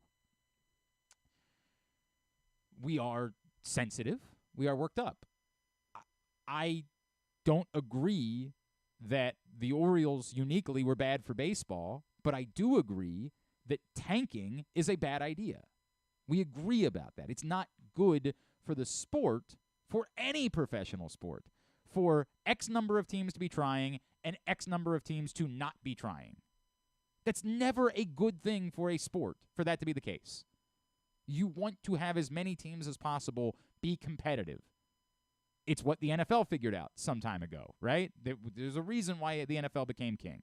Because every city, for the most part, could go into every season believing their team, if you could squint, you could believe that your team has a chance. That's what the NFL figured out. And inherently, that's the best thing for professional sports leagues, to have 30 or 32 cities where everyone believes and the fan bases are involved and invested and they think they have a chance. That's the healthiest thing that you can get in professional sports. But with the rules being the way that they were and the way that you were going about handling your business, it made sense. Now the follow-up is the Orioles do have to prove. Again, you're going to be mad at me, but Buster's right. And you know this because you're saying the same things. The Orioles have to prove that this wasn't just slashing, that this was thought out, that this was a plan, and they have to back that up in how they now spend their money moving forward. And if the answer is that they're not going to do that this is just going to be, you get a couple of years and then we'll move on from those guys too, then we're going to be furious about that. That's the reality. We're going to be furious that they don't follow up on it. So he's right about that too. And we know that because we're saying the same things. We don't like the messenger, but we agree with the message. Here's the other thing I'm going to say. I don't really care how you feel about Buster Olney. I really don't. I genuinely don't. And I mean that. If we're just going to decide that we hate Buster Olney, cities do this all the time for nonsensical reasons. I don't feel anything about that. It bothers me when you do that to Jeremy Guthrie. It bothers me that you do that to Mike Mussina. But I don't care if you decide that you're just going to hate Buster Olney because it's fun or it's a rallying cry or whatever it is. That's never going to bother me. I don't speak on behalf of Buster Olney. That's Lord, do it. We had a conversation. This doesn't suddenly mean that I'm the president of the Buster Olney fan club. I want to make that abundantly clear. This is a conversation. This isn't I'm not pledging fealty. I'm not doing that either. Sometimes it's just the way it works. I've said this for sometimes it's just fun to hate something together. I used to talk about this all the time when I was at like a height of my hating the franchise that was then known as the Washington Redskins, right? I would say it doesn't really even matter if it makes sense. It's just something we can all do together. To an extent, I kind of said that about Mark Teixeira. I've wavered on how I felt about the Mark Teixeira thing a little bit, right? There's no fair criticism for any of us to have about Mark Teixeira. Mark Teixeira was never going to be signed by the Baltimore Orioles. They were never going to pay him that money. It was never going to happen. But Mark Teixeira signed with the Yankees, so, live with it. You got to hate. And that's sort of the way that we treat Mike Mussina. Well, who cares? He signed with the Yankees. That's the end-all, be-all of it. But on the flip side, well, Mark Teixeira is from here, and maybe he should at least get some amount of respect from the fact that he's one of us. But on the flip side, the other guy had 10 years of dominance in an Orioles uniform. And I don't care what happens after that. You're not going to get me to pretend like that didn't happen either. So it bothers me to my core. But if you just want to hate Buster Olney, I'm never going to be bothered by that. Hate Buster Olney. By all means, do it. This doesn't affect my life. I think that there are relevant points. There are things that I disagree with. In fairness, Steven, has already found a column that Buster Olney wrote that was headlined, "Houston's rebuilding strategy pays off. Cincy, Oakland should follow." Which certainly does not seem to back up the idea that he suggested that he's been critical. And in fairness, if I had known that, then I would have brought it up. This is, we're really good today at thinking of questions that we should have asked. Having a banner day as far as things that we should have done. If I had seen that, I would have asked that question. That don't look great. He can respond however he wants to respond. Also, I already had somebody attempt to do it. Whenever somebody tries to compare to me Harold Baines to Mike Mussina, just stop. Don't. You're just embarrassing yourself. If you don't care that Mike Mussina, that's a completely different. Harold Baines and Mike Mussina are. I'm trying to think of a parallel for how to compare. It would be like comparing Zadarius Smith to Terrell Suggs. Paul Kruger to Terrell Suggs. Stop. I'm trying to be. It's maybe a little disrespectful to Harold Baines. Yeah, because he's but a Hall of Famer. Yes, but shouldn't be. Like that's part of the conversation. We all know that Harold Baines shouldn't be in the Hall of Fame, and at the same time, Harold Baines was a solid part of good teams. Paul Kruger was a solid part of a Super Bowl championship team.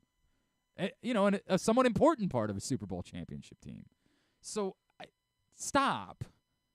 You're making yourself look like an idiot when you try to compare Harold Baines to Mike. Harold Baines does not justify Mike Mussina. We all know what Mike Mussina did here.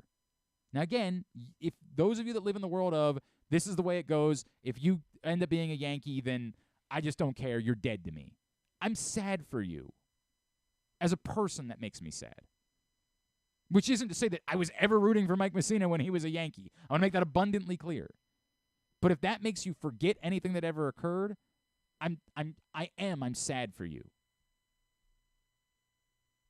Because I know the joy that I had of watching Mike Mussina pitch at a Hall of Fame level for a decade in Baltimore. And that will never be ripped from me. And this all coming down to a plaque that you will see at most once or twice in your life. Hopefully more. How many times are you going to be going to the Baseball Hall of Fame? I've gone once. Honest to God. And Don't just say things. Obviously. Once or twice in your life. I nailed it. Just say, Glenn, you were right. I imagine there'll be reason for a That's trip, I'm sure. Going to be what makes the difference here? Oh, come on. And I said it to Greg Bader at the time. I will say it to anybody. I'm never going to be okay with this. There'll never be a day where I will wake up and think that this is acceptable. And if you're mad at me, be mad at me. That's fine. I'm a big boy. I can take it. I mean, be mad at me. But I know what Mike Mussina was. All right, we got to take another break? Yes, we do. All right, we'll take a break. I want to introduce Danny to everybody quickly, and then we'll get a tidbit, and we'll get Tuba to wrap up the week. And you all can yell at me about talking to Buster Olney today. It's Glenn Clark Radio. You feel that? That's the sound of football coming back, and now's the time to place your preseason bets with Superbook Sports. Superbook is the most trusted name in Vegas, and now you can use my promo code GlennClark23 to score up to $250 with their first bet bonus. Win or lose, they'll match your first bet up to $250 with the promo code GlennClark23. All one word, no spaces, two N's in Glenn. Don't miss out this football season. Win some money with Superbook Sports and that promo code GlennClark23. Visit superbook.com for terms and conditions. Gambling problem? Call 1-800-GAMBLER. It's another another exciting weekend of affordable family fun at Prince George's Stadium with the Bowie Bay Sox. One of the most special nights of the season on Friday the 4th, Navy Night. Come celebrate the newest plebe class. Back-to-back fireworks carry on to Saturday with our pregame Touch a Truck event. And it's the last of our big hitter bobbleheads, Colton Cowser on Sunday for the first 750 fans. Get your tickets now by calling 301-805-6000 or anytime online at baysox.com. The Bowie Bay Sox. Let us be your 9-inning vacation. I'm Michael Jangrandy, president of AJ Michaels, your carrier energy expert for 44 years. Save money, energy, and make your home more comfortable and virus-free. Find us at ajmichaels.com. That's ajmichaels.com. That first sip. That first bite. Start your day off right with a delicious breakfast at Royal Farms. Choose from a fantastic selection of fresh Royal Farms breakfast sandwiches and top it off with a rich hot cup of the freshest coffee in the world. At Royal Farms, breakfast is available day and night. It's the freshest breakfast in the world. Real fresh, real fast. Royal Farms. It's a Maryland thing you wouldn't understand. Where the waves meet the shore, you will find Dorchester County. Hi, this is Jimmy Charles. When I think of Maryland, I think Dorchester County on the eastern shore where it's open for making memories. Dorchester County, it's a Maryland thing. For more info, visit www.visitdorchester.org. It's a Maryland thing. Hell yeah. It's a Maryland thing. Hell yeah. Hey, O's fans, on Saturday, August 5th, when the O's take on the New York Mets at 7:05, celebrate the 40th anniversary of the 1983 World Series by being one of the first 20,000 fans 15 and over to receive an Eddie Murray 1983 World Series bobblehead, presented by Royal Farms. Come out to honor this World Series championship team and arrive early for Early Bird Saturdays, when gates open 2 hours early with happy hour, live music, and more. Get your tickets today at Orioles.com/tickets. Picking a restaurant to try for the first time? Let's look at the Costas Inn. Here's a few checklist items. Quality of the food? Check. Quality of service? Check. Does restaurant have plenty of free parking? Check. And finally, does restaurant have delicious steamed crabs, crab cakes, crab soup, and specials galore? Check, check, check. Costas Inn, 4100 North Point Boulevard. They check all the boxes. Whether your focus is luxury and comfort, convenience and technologically advanced connectivity, or sporty performance and aggressive styling, we've got the perfect Highlander for you. Check out buyatoyota.com for deals on new Highlanders from your local Toyota dealer today. If you miss anything on the show, don't forget that you can watch full episodes at youtube.com/pressbox online, and you can download podcasts on Apple, iTunes, Amazon, and Grindr. Wait, did I say Grindr? I don't think that you would find it on Grindr. Not that I know what's on Grindr or anything, I swear. On second thought, you know what? I don't care what you think. Here's Glenn. All right, back in here on GCR as we wind down for the week. So I had someone who I've known, Jonathan Bishop, reach out to me and was like, hey, I'm trying to help somebody out that's a buddy of mine, and they're trying to do something to lift up a local baseball team, and I was wondering if you could help me out with promoting it. And, I always like to try to do things for the community, and, any little way that I can go about doing that, I try to. So I was like, hey, could you get me details? And I didn't fully understand it, and it's a lot to convey in a message.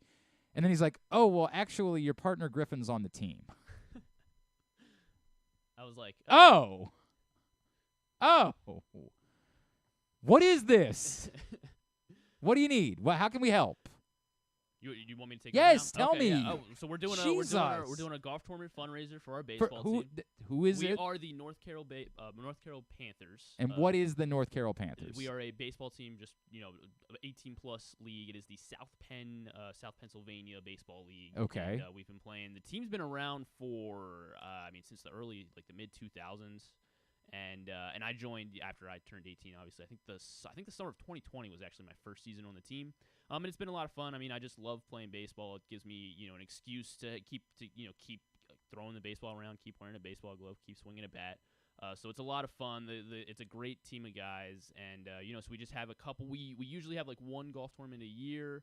To just try and raise some money so that, because obviously we have dues each year we have to pay, for equipment, for helmets and stuff, and to pay umpires as well.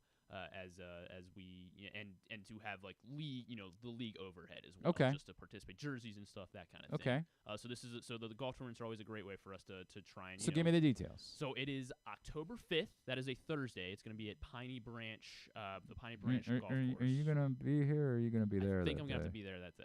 Okay, So I'll make that's sure a little bit we figure awkward. that. I know Danny, what are you doing on October 5th? Awesome. All right. All right, good answer, Danny. It's $130 a person, but Piney Branch it's one of the nicest courses in Carroll County, up in Hampstead, and so it starts at 9 a.m. That's the start. It's better than our previous golf tournaments. Our previous golf tournaments are like 7 a.m. starts, so this is a little bit better. This is in October, so it's Yes. Yep. Yes. So we get a 9 a.m. starts. It includes drinks, everything you want to drink is included with that price, and we're partnering with the Ed Reed Foundation. So that's so cool. So some of it will go out to the Ed Reed Foundation as well as the Manchester Volunteer Fire Department. I've worked with the Ed Reed Foundation many times. I dig that. So we're just looking for foursomes. The deadline is September 21st. Get your get the money in. I think I can tweet out our flyer that we have out. You can Venmo North Carroll Panthers is the Venmo. Also, just contact. At this point, myself, in any way, and then as well as Kevin Burnham and Shane Guevara are kind of heading this this venture for us, and their phone numbers will be on the flyer. Now, what are you willing to throw in an added bonus for Me? someone who supports the baseball league? Are you willing to maybe throw in an autographed picture of myself? of yourself, of course, right? Yes. What about an autograph, maybe a sexy picture? Maybe. Yeah, sure. Like my Tom Brady picture. Yeah, right. Yeah, when you recreated the Tom Brady tweet, you'd be willing to sign that and send it to anybody who gets in. There are some better prizes available if you just want to be better at golf. It's a scramble setup for the golf team. So if you find that's not going to be for me. I'm not good at golf, so that's really difficult. But yeah, first place prize, they're going to get a free foursome at Piney Branch. Okay. Second place gets a free foursome at the Bully Rock. Bully Rock. That's what I said. Yes. Yes. And then a third place gets a free foursome at Oakmont, also in Hampstead, a little further north of Piney Branch. And this all goes to benefit the Florida Panthers. The North Carroll Panthers. Of course, everyone probably remembers the high school North Carroll Panthers. Right.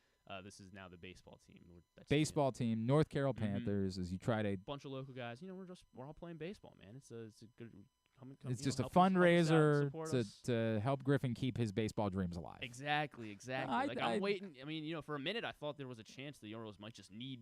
Right, correct. You might have to come in and pitch in the sixth inning yesterday. Actually, I thought that might have been the possibility. Now they look pretty good. So they don't. They got Jack Flaherty, so they don't need you. He's also very handsome.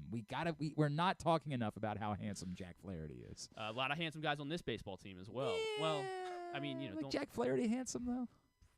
No, probably. Yeah, I don't think he's very handsome. He's a very handsome guy. Longest drive gets a tailor-made M4 driver. Ooh. Yes. The putting contest prize, that is going to be an Odyssey Stroke Lab putter. All right. The lots of great prizes. Yes. Is the point. Our raffle prizes as well. I have to mention these. Yep. PS5. You have to. Do you owe it to somebody? Yeah, I do. Quickly, we gotta. Okay. We're giving away a Yeti cooler. Yeah. There's going to be an Ed Reed signed football. Ray Lewis signed jersey. Oh wow.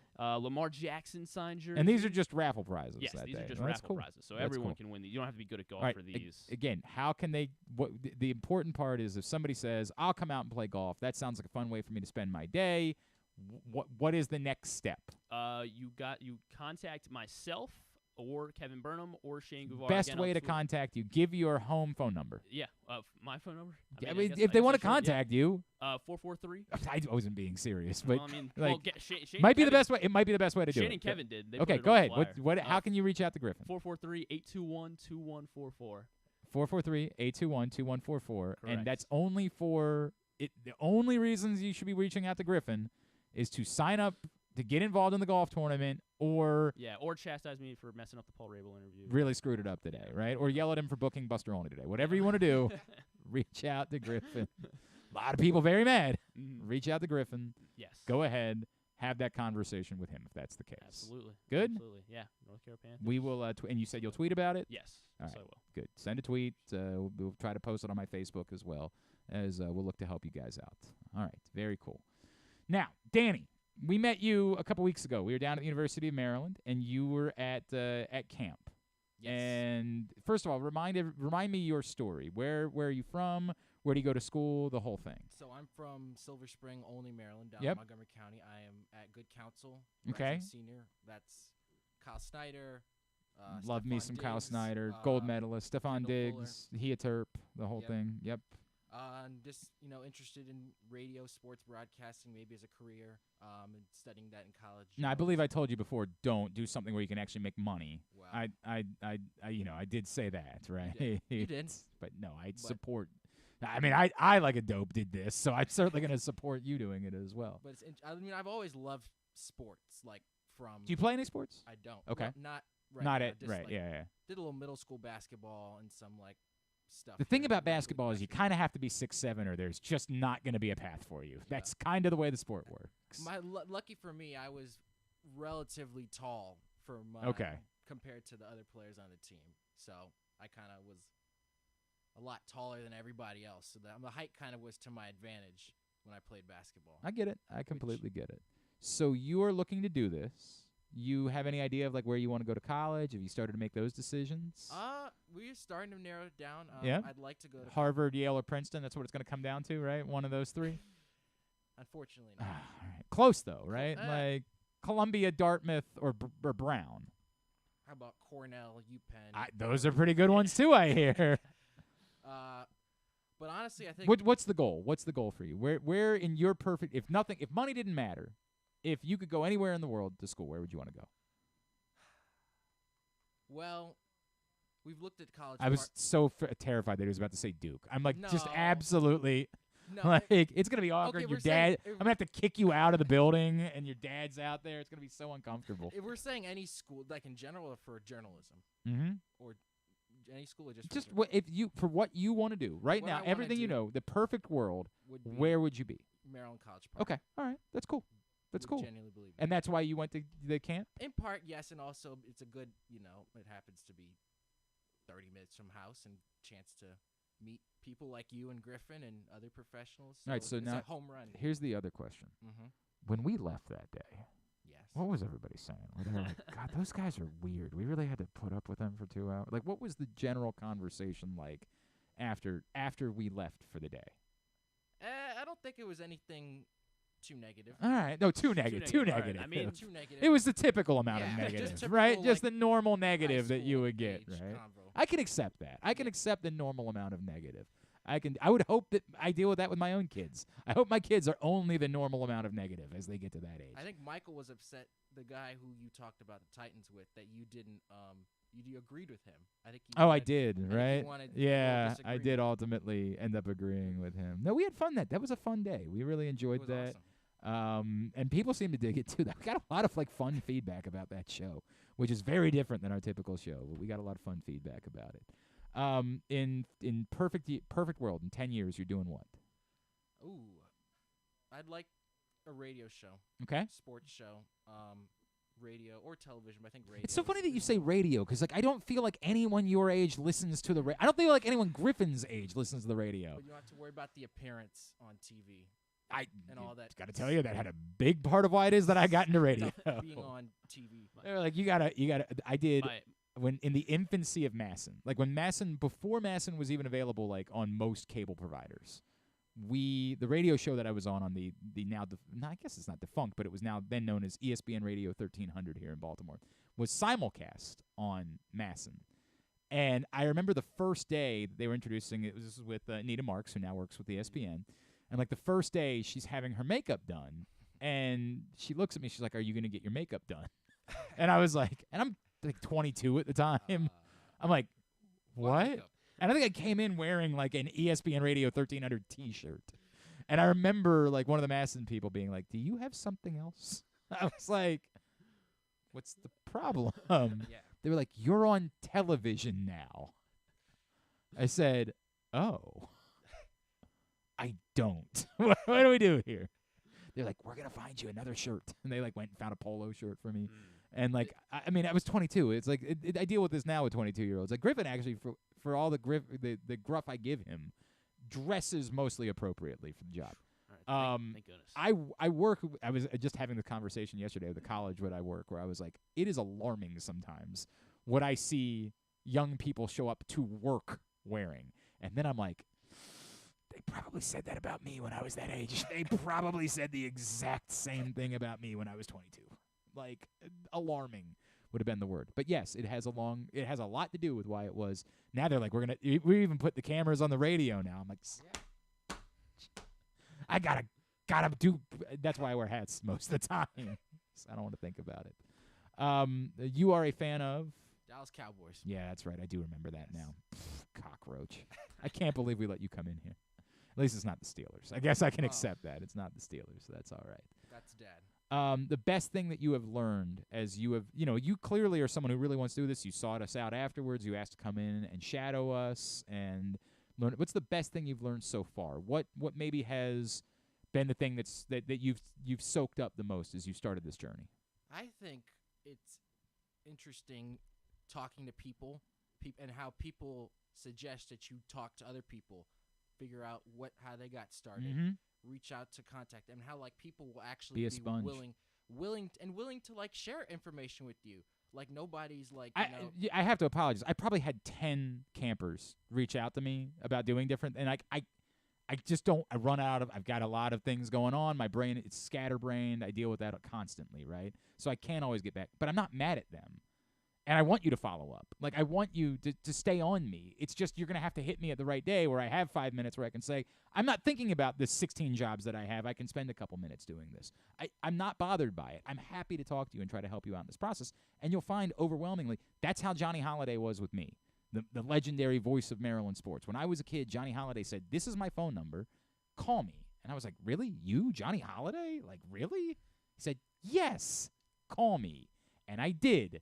Frequently, and he was never bothered by it. And then all the years later, when my former producer Kyle was saying to Johnny Holiday he wanted to get into voice acting, Johnny Holiday said, I'm going to send you my reels that I do for voice acting, and if you would like me to coach you, I'll coach you. You'll find that overwhelmingly from people in this business if you just put the effort in to reach out. Yeah, I think it's important just how people are so willing to be give you advice, let you see what they do and stuff like that. So it's a good. I didn't always realize that because I'm like, well, you are of a high position. You're not gonna. You feel that way. Me just sitting around and observing. Nope. You, in fact, we can't do it every week, but we could do it again at some point in the future if you'd like to come back in and you'd like to try your hand at learning, sitting next to Griffin and pressing the buttons and things like that. Well, Griffin, what do you want after today's performance? That's a good point. Maybe not the person. Wow, you just had a 17-year-old. 17 or 16? 17. You just had a 17-year-old take a shot at you. It's okay. And you know what? He's right.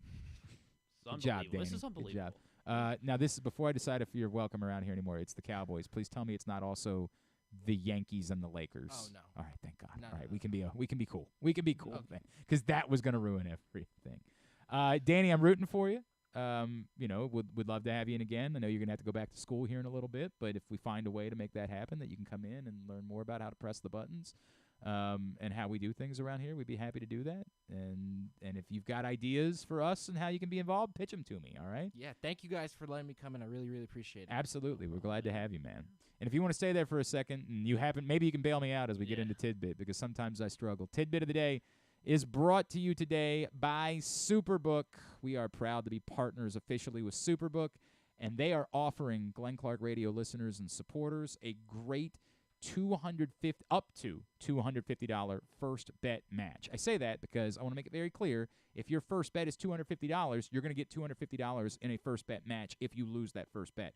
But if your first bet is $75, you're not going to get $250. You're going to get $75. They're going to match it up to $250. So, yes?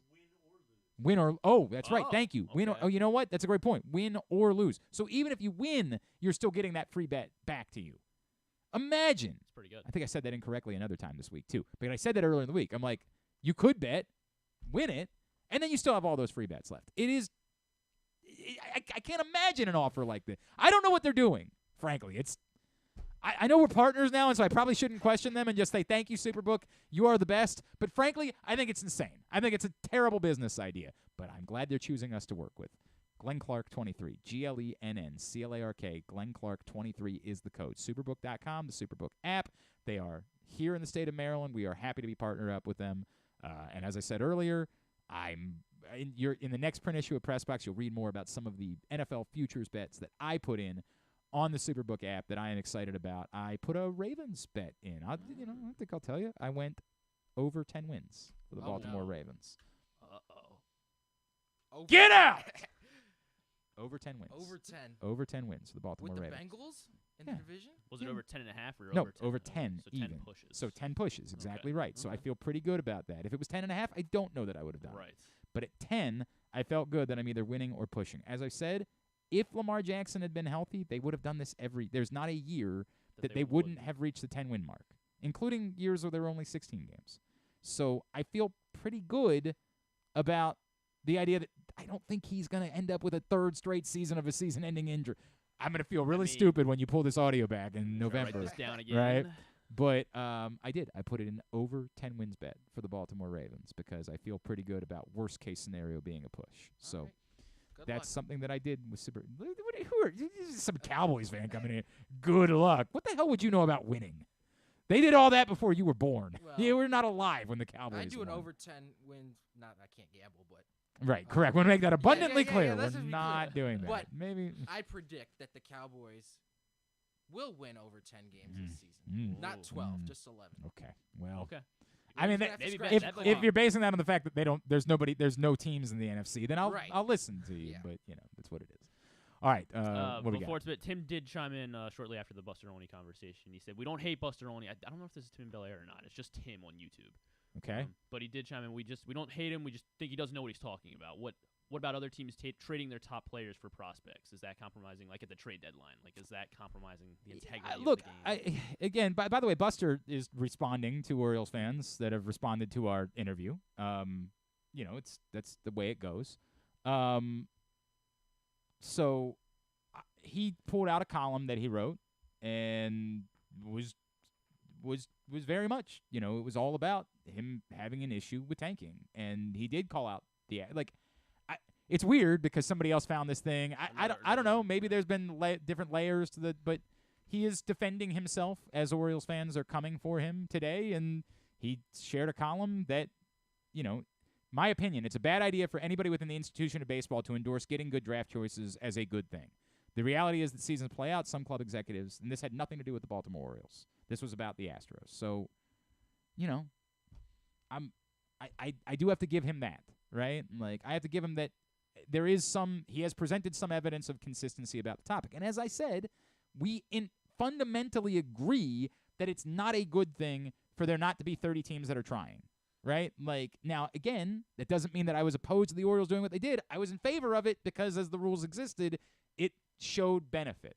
I had somebody earlier today say, what was the only way? And I'm going to push back about that. It's not the only way, but it was arguably the best way.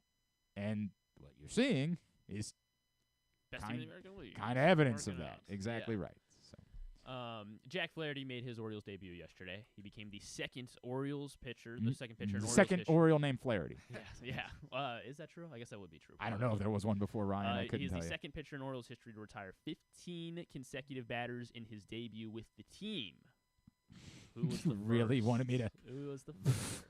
He retired 17 in a row in his MLB debut in 1962. 1962? I remember that. Yeah. Okay. Is that Pappas? It was not Pappas. Is that? He was. No, Hoyt Wilhelm was before that. 1962? Yeah.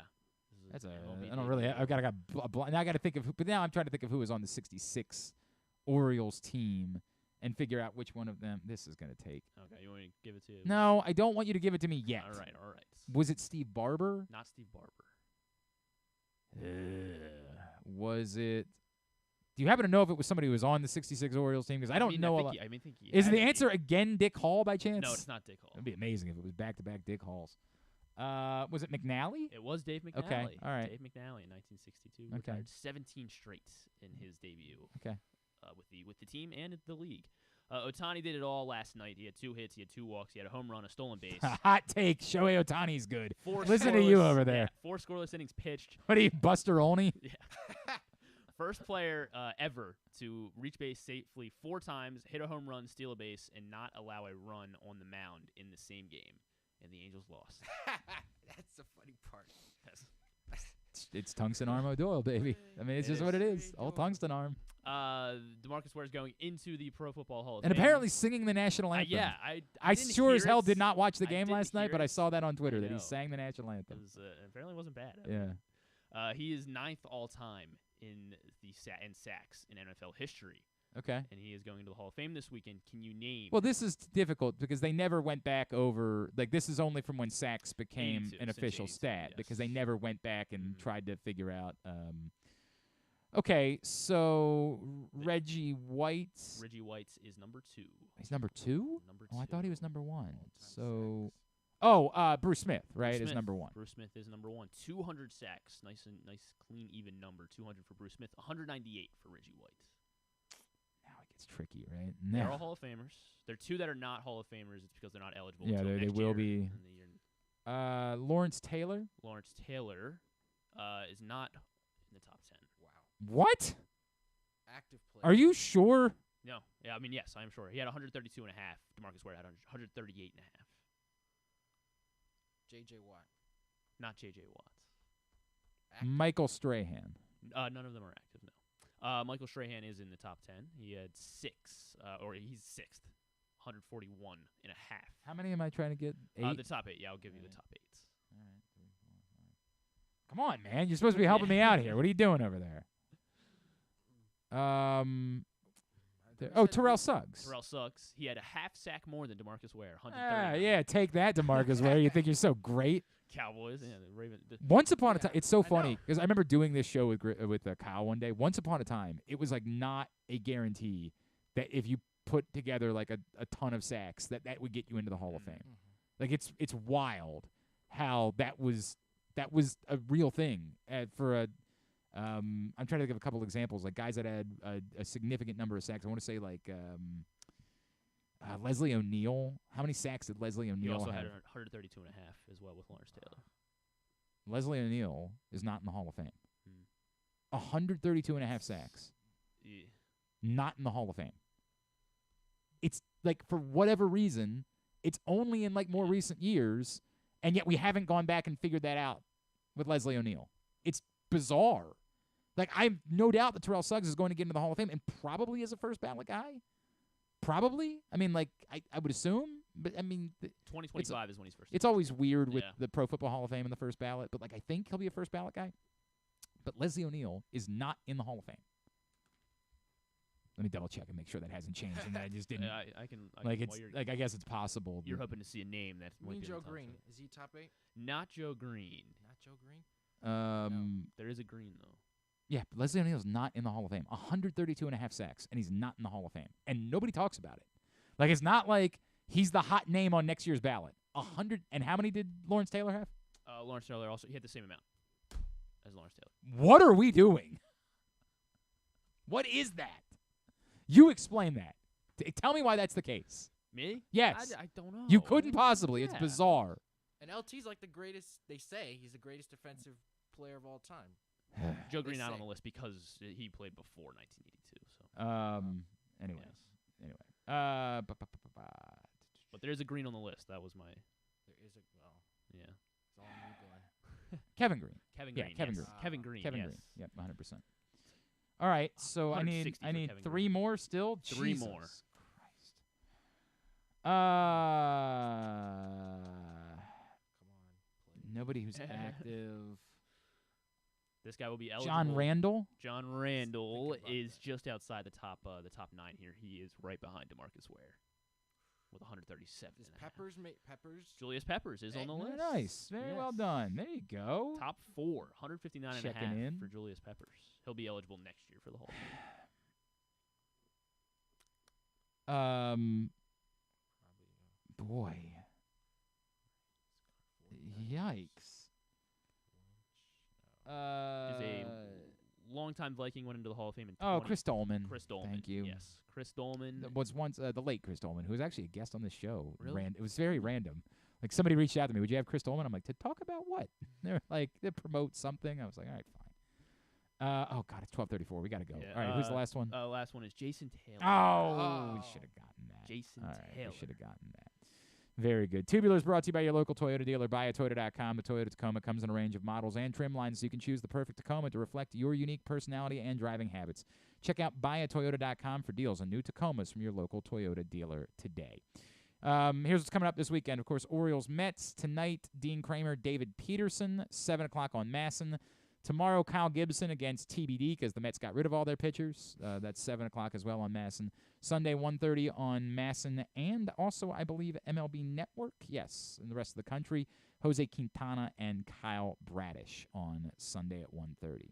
Of course, PLL Homewood Field tomorrow and Sunday. Tomorrow, 3 o'clock on ABC for Atlas and Archers. And then tomorrow at 5:30, Whipsnakes and Chrome on ESPN+. Sunday, 1 o'clock, Redwoods and Chaos at 1 o'clock, and ESPN Plus at 3:30 for Water Dogs and Cannons, all at Homewood Field. Also throughout the weekend, Athletes Unlimited Lacrosse continues out at USA Lacrosse in Sparks. Saturday, 2:30 on ESPN2, and Sunday on ESPN Plus at 1 o'clock.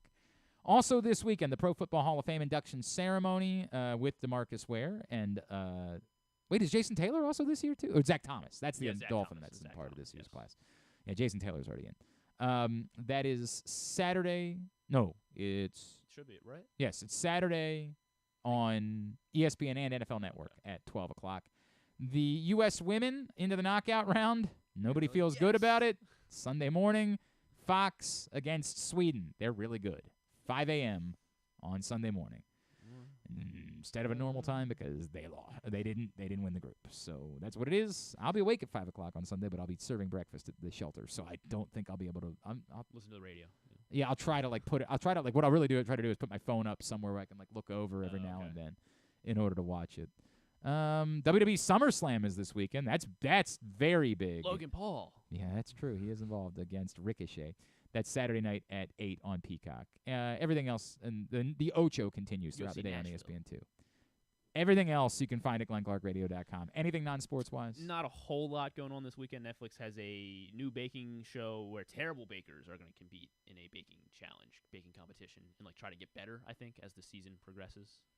Okay. Lollapalooza is going to be streamed live on Hulu, continuing all weekend. The new show on Prime Video is called Lost Flowers of Alice Hart. It's like a drama horror show. Sigourney Weaver's in it, so it looks kind of okay. And otherwise, Winning Time is back. Oh, yes. Season my 2. guy Delonte D'Souza playing Michael Cooper. I love that dude. Yes, Season 2 premieres on Baltimore HBO. Zone. He went to Poly, right? That's where he went? I think that's where he went. Sure. Love Delonte D'Souza. That's a good dude. But it's also just a fun-ass show. Yes, I love that show so much. And with Gemstones done, I am very happy that we can transition right into Winning Time. This really worked out well. We went right from Succession to Gemstones. I think they were like a 2-week because they were trying to force The Idol. Oh, and that's right. that Yeah, just you're right. Yeah, The Idol was dreadful. Yeah. So we had like a 2-week little dip there, and then right into Gemstones, and right from Gemstones to Winning Time. That makes me happy. I'm on board. Celebrity Family Feud is going to be NFL players versus the Hall of Famers on Celebrity Family That will not be for me. And then Adam Devine and Anders Holm will be going against each other as well. Sure. Celebrity Family Feud. Yeah. All right, very good. Everything at GlennClarkRadio.com. Thanks today to... For however you feel about it, Buster Olney. Thanks also to Bo Smolka as well as to Paul Rabil. We'll get it all up in the greatest hits section of the Oh my God, it's so good. tab at GlennClarkRadio.com. Bat around tomorrow morning, 10 to noon. Paul and Zach. We're back on Monday. Of course, Reed and I Sunday from 1 to 4 on 105.7 The Fan. Monday, anything? Jeremy? It's fine. Stuff and things. Very good. Thanks to everybody at PressBox, all of our great sponsors and partners, including Visit Baltimore, Live Casino and Hotel Maryland, Glory Days Grill, Dorchester County, the Bowie Bay Sox, Royal Farms, Costas Inn, Superbook, Baltimore Orioles, Birdland Sports, Easy Pass MD, Washington County, your local Toyota dealer, BuyAToyota.com. Thanks to Danny. Thanks to Griffin at Griffin_Bass. Follow us, Twitter, Instagram, and TikTok at Glenn Clark Radio. Have a great weekend.